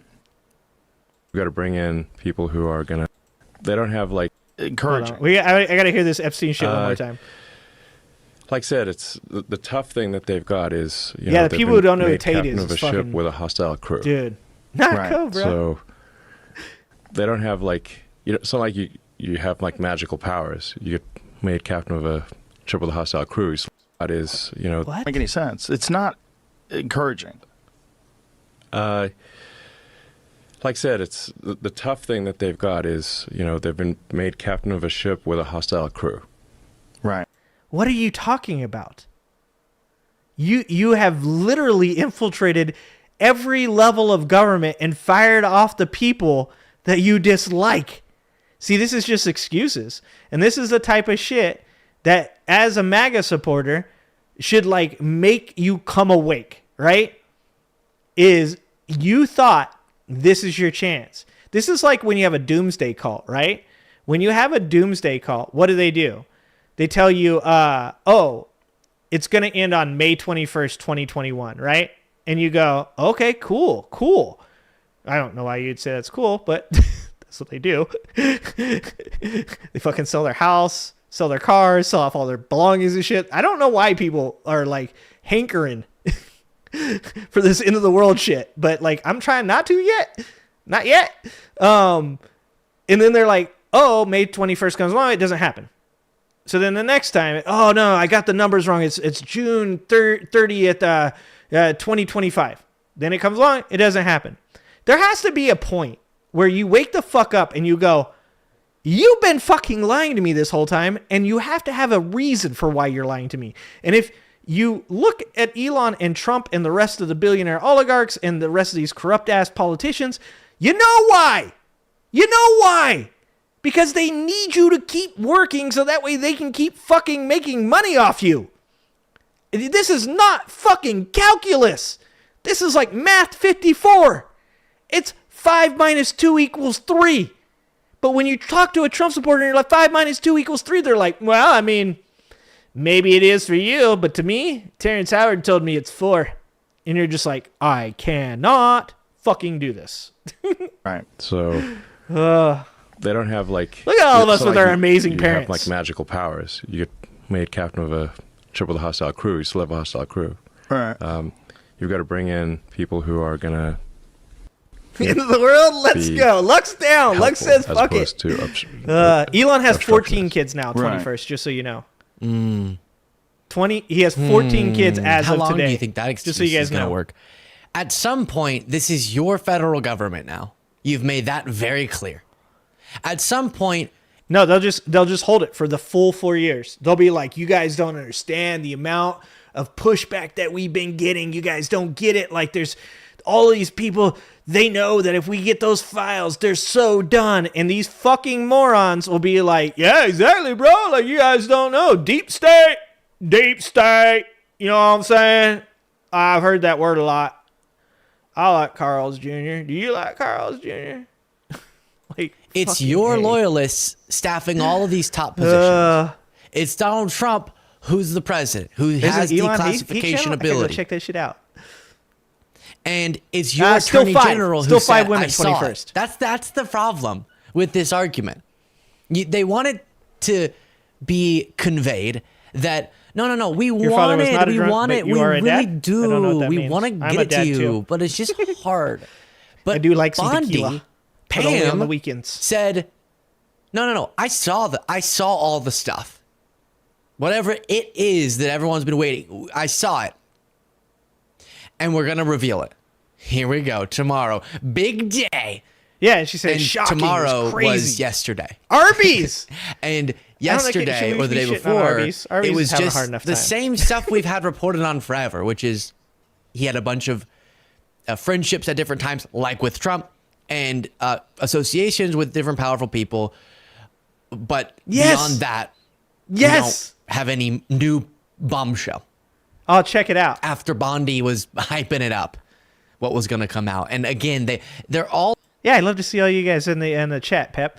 Pep's here, Pep Talks, just so you guys know, that's one of the people I was talking about. Pep Talks, super dope, super funny, good political opinions, great analysis. Feel free, like, go over and fucking check out Pep Talks' stream, even when I'm streaming. Like I said, I'm not about that life. Like, share the love. Like, go hang out, say hi to the fucking the other people out there that are doing good work, man. Support people. Pep Talks. Check out Pep Talks. Check out Benny Loco and check out 21st Century Suffragettes. All people that are in the chat. Every once in a while, Naughty Nana Des will come through here and say hi too. And Pep Talks gets a membership. Look at that. Low-key alcoholic. Yeah, I am Irish after all. It's kind of like I think my blood is like 75% alcohol. I'll be honest with you. I do try to be chill, and I do. I don't go out anymore. I used to drink a lot more, and yeah, my father's an alcoholic, so it's definitely hereditary.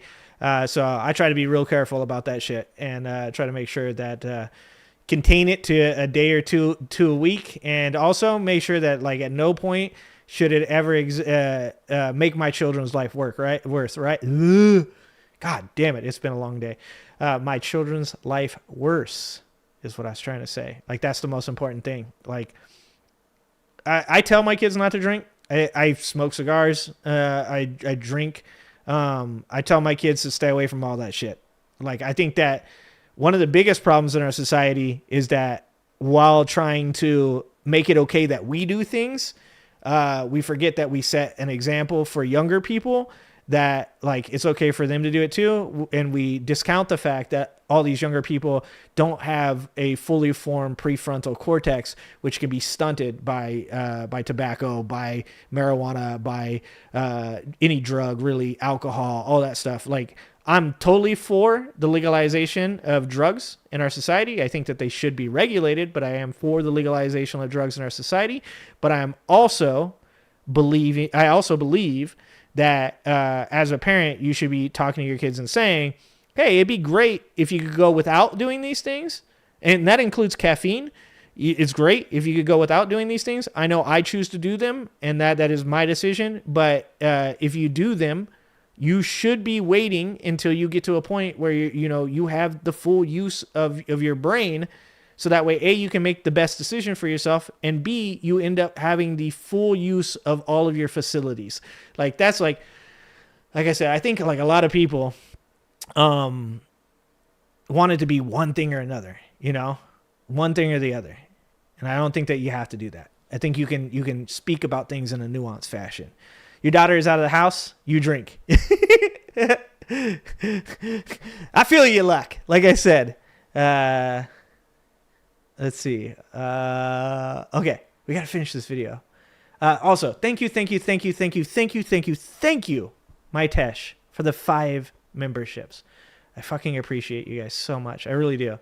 I can't believe you guys even like fucking can deal with me for this long. All about the imagery. The substance, not so much, but the imagery, the big binder, Epstein Files Part 1, and then every conservative influencer. Some of them try to sell it. That's probably because you're a good father and talk to her about it, right? What the heck is going on? Nothing's actually being revealed. That's why Rogan brought it up there. Also, a lot of people, I guess, a lot of kids don't do what their parents end up doing, right? But it was a nothing burger. And the response from Elon is there's a hostile crew. No, but Bondi said she had the stuff. What's the stuff she had? Why is she not revealing it? Now, let me just pose this to MAGA. If it were Biden, and Biden had run on, I'm going to reveal what is not yet known about Epstein. And what would you say? About what you would potential dirt. This is kind of what people are most, I think, expecting or hoping to find out about. If he had dirt and leverage on powerful people, who were those powerful people? Who was caught doing the things that Epstein was doing, the horrific acts, the trafficking, the underage sexual, rape. And so if you have that, and Biden had run on revealing it, got into office, and Biden had a long relationship with Epstein. He didn't, but imagine that he did. And then the attorney general says, yep, we're going to reveal it, and then doesn't. What would MAGA be saying about Biden if Biden had a very close relationship with Epstein? Because that scenario, but you change the name with Trump, is the scenario that we're in. Now, I don't know why. I don't know what even, maybe there's less documented than we thought, right? Maybe there's not the evidence on the powerful people we thought. Maybe that was destroyed by Epstein at some point. Maybe he never had it. I said that already. So I'm not making evidence-free allegations. But what would they be saying?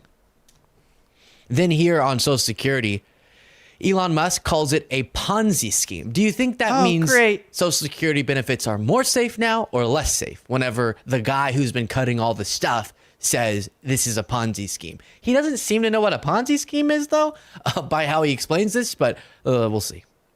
Well, I mean, the government's one big pyramid scheme, if you ask me. Yeah, well, you can tell me better than anybody. Social Security is the biggest Ponzi scheme of all time. Right, explain that.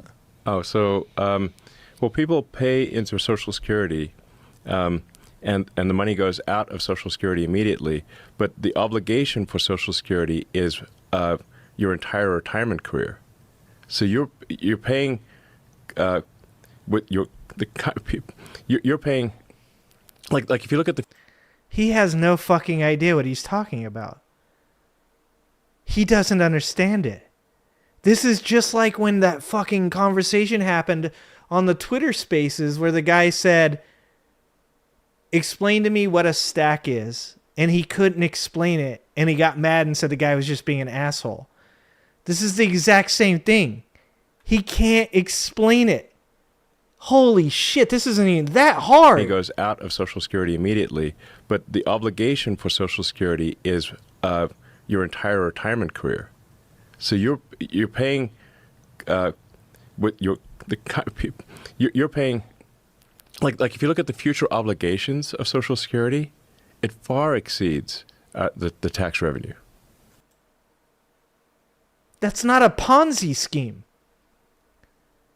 What the fuck is he talking about? Far. Have you ever looked at the debt clock?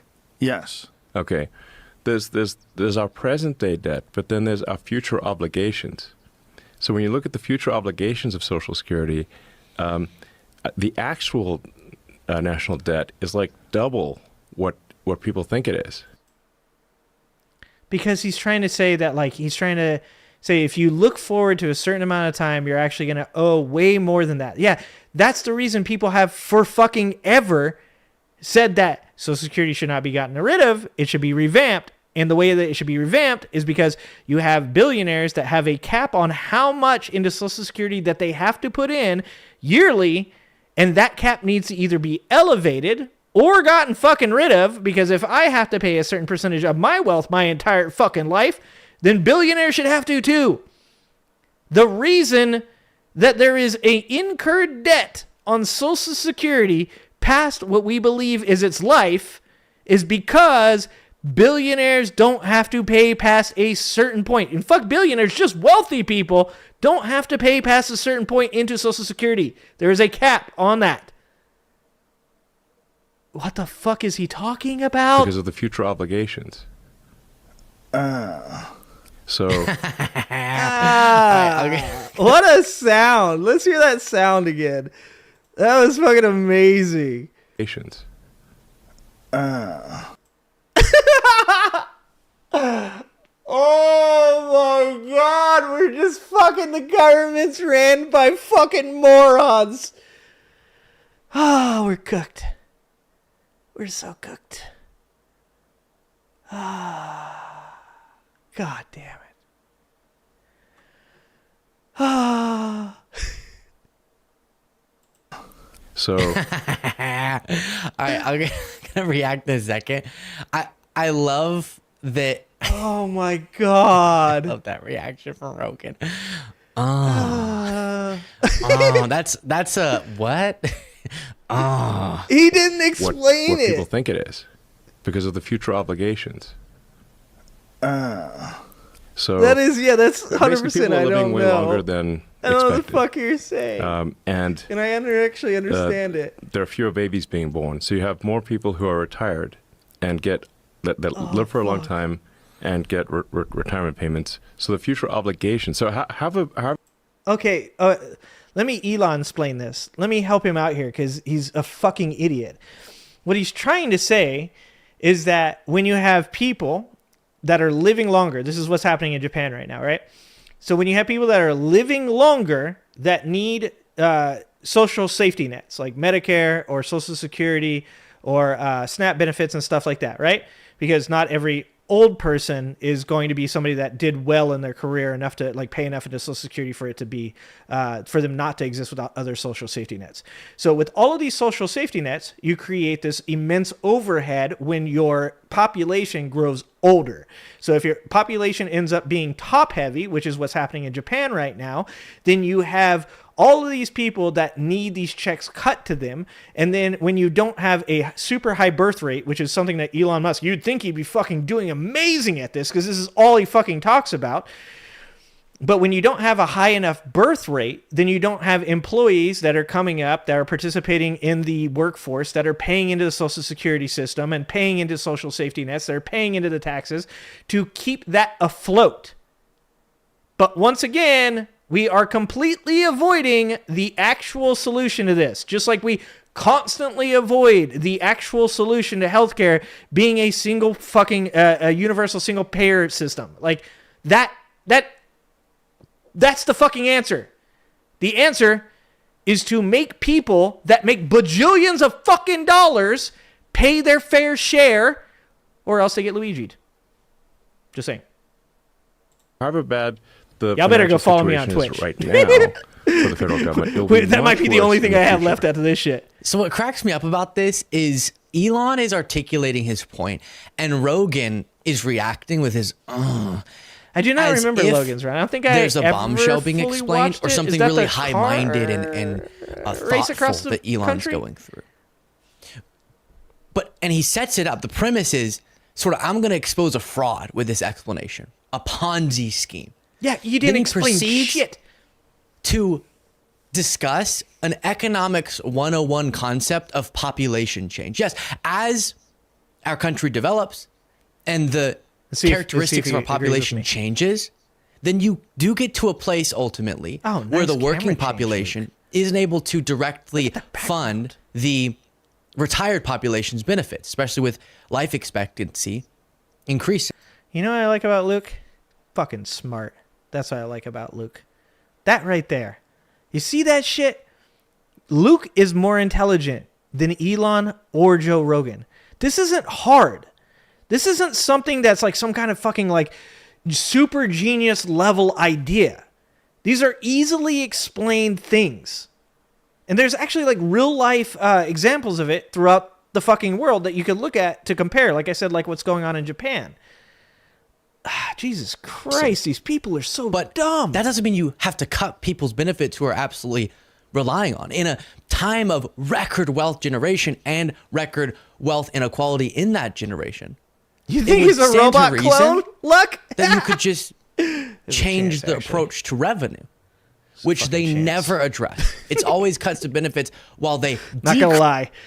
Willing to dip in there. Willing to dip in there and take some of those conspiracy theories and fucking go ahead and spread them around. He has a weird-ass breeding and reproductive kink fascination that is an undoubtedly red flag. He is definitely great replacement, folly brain broken. Yeah, exactly. I do not doubt that he believes in the great replacement. I know that he liked some tweet or whatever and was like, this is true or some shit like that. It's such a weird thing to like be like, they're replacing the white people. Look, I'm white. I'm like the whitest. I am transparent, almost translucent, I would say. I'm not concerned. I just like, I guess you could say I'm participating in the replacement because my wife's pretty brown, olive skinned, you would say. So I guess I am the person Elon's worried about. Increase revenue and more tax cuts for wealthy folks, but I'll circle back to that. On Social Security specifically, I mentioned it before, but remember that right now there's still a Social Security tax cap, which then places a heavier burden on low income and middle income earners than the wealthiest. And so any dollars you make below $176,000 for 2025 dollars per year has the full Social Security tax applied. Damn it, Luke's gonna explain it way better than me. All right, now I'm just upset. Now I'm just upset because now Luke's he's bringing in statistics. He knows like fucking caps on money and how much. Just making me look like a fool up here. This is what happens. This is when you fuck with the younger generation, dude. They just come out and they just work you. You think you're smarter than they are. We're not. Make below $176,000 for 2025 dollars per year has the full Social Security tax applied to it.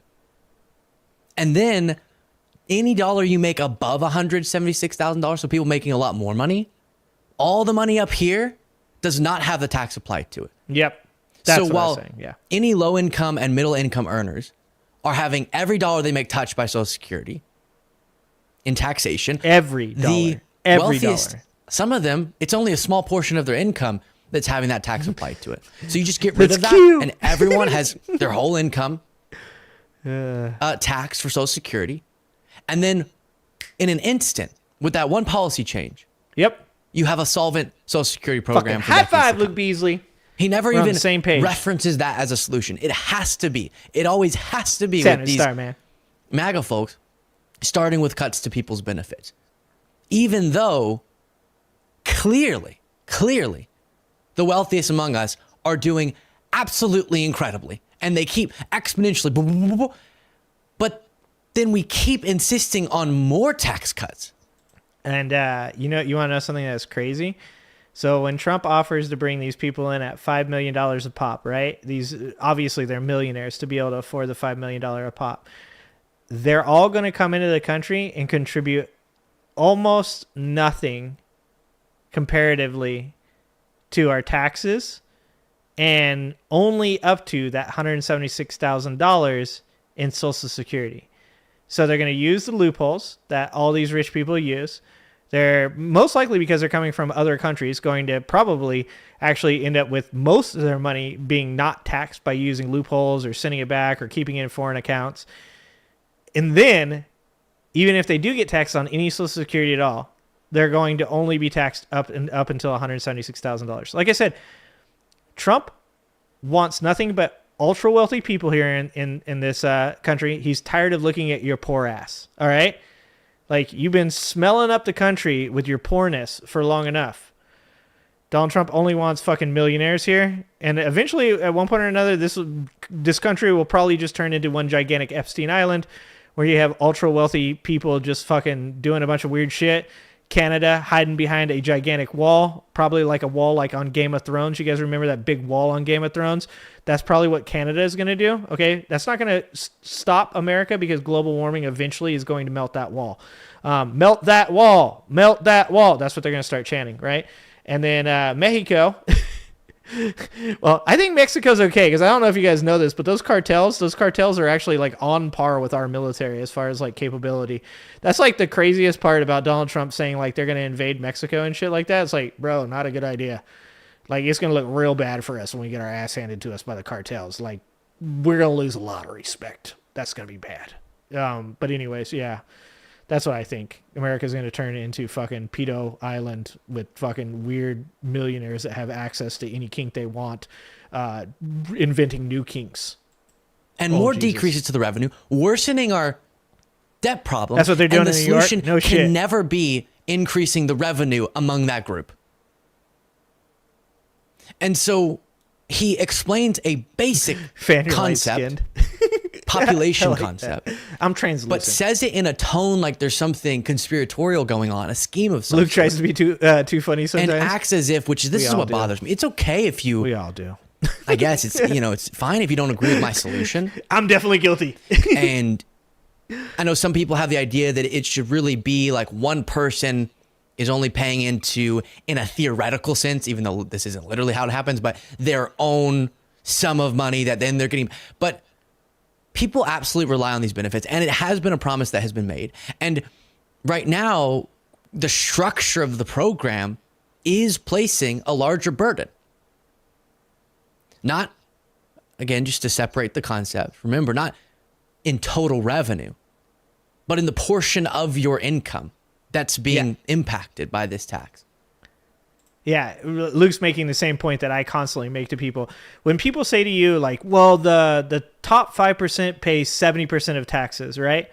The thing that they're not saying, and they're depending on you being too dumb to know this, and they know that their base is too dumb to know this, so this is why they say this in this manner.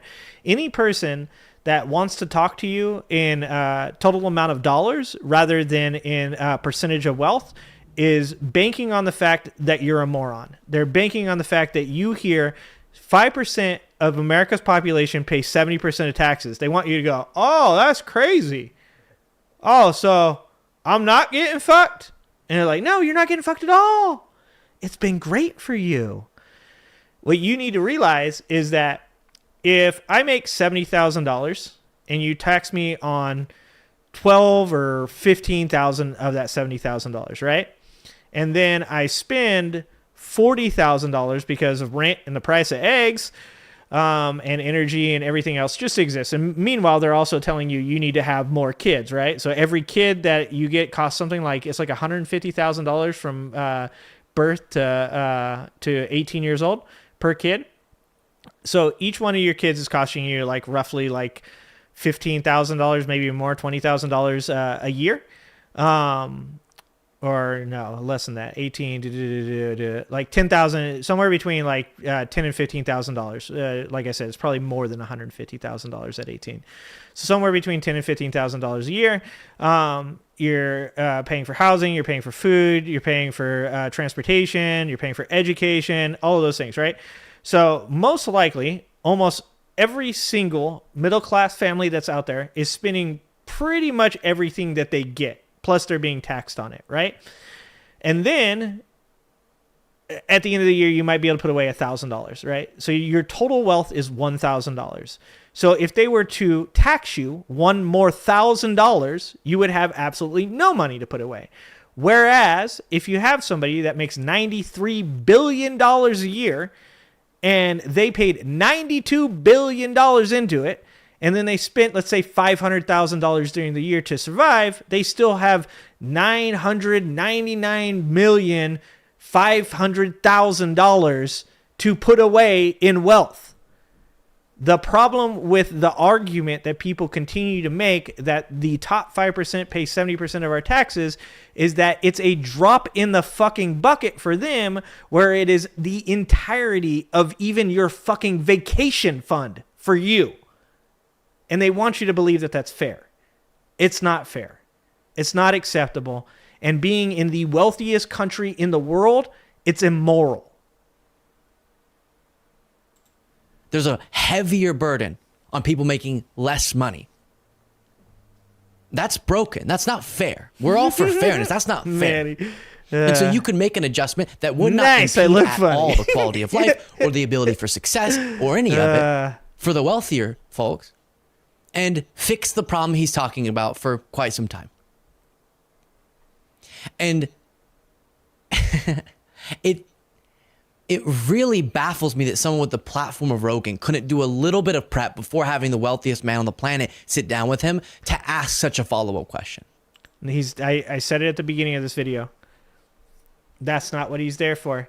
The one thing that I do really dislike about the current atmosphere in left-wing politics is this misnomer that somebody like Joe Rogan's going to hold Elon Musk accountable for his opinions. Like, I know that Joe Rogan's like obviously overreaching and attempting to get involved in, politics and stuff. And I guess that in some way insinuates that he should be ready for this. But like, it's also our bad for thinking that Joe Rogan's going to hold Elon Musk accountable. I don't think that. I don't think that at all. I think Joe Rogan's going to go on and fucking listen to Elon Musk get his phone to say naughty words. Like, that's what I expect from a Joe Rogan, Elon Musk interview. And that's also why Joe Rogan has fallen out of first place, is because luckily enough people now have seen Joe Rogan's podcast deteriorate and become more bro comedy and more fucking caveman, and now people are going to the Ben Mycelis podcast instead to get real actual political information. And that does actually give me hope for our society, that people are now realizing like, oh, this isn't where I should be getting all my political information from. This is just a guy who wants to make dick and fart jokes. I'm gonna go listen to somebody that knows something about the subject that's gonna push back in an interview.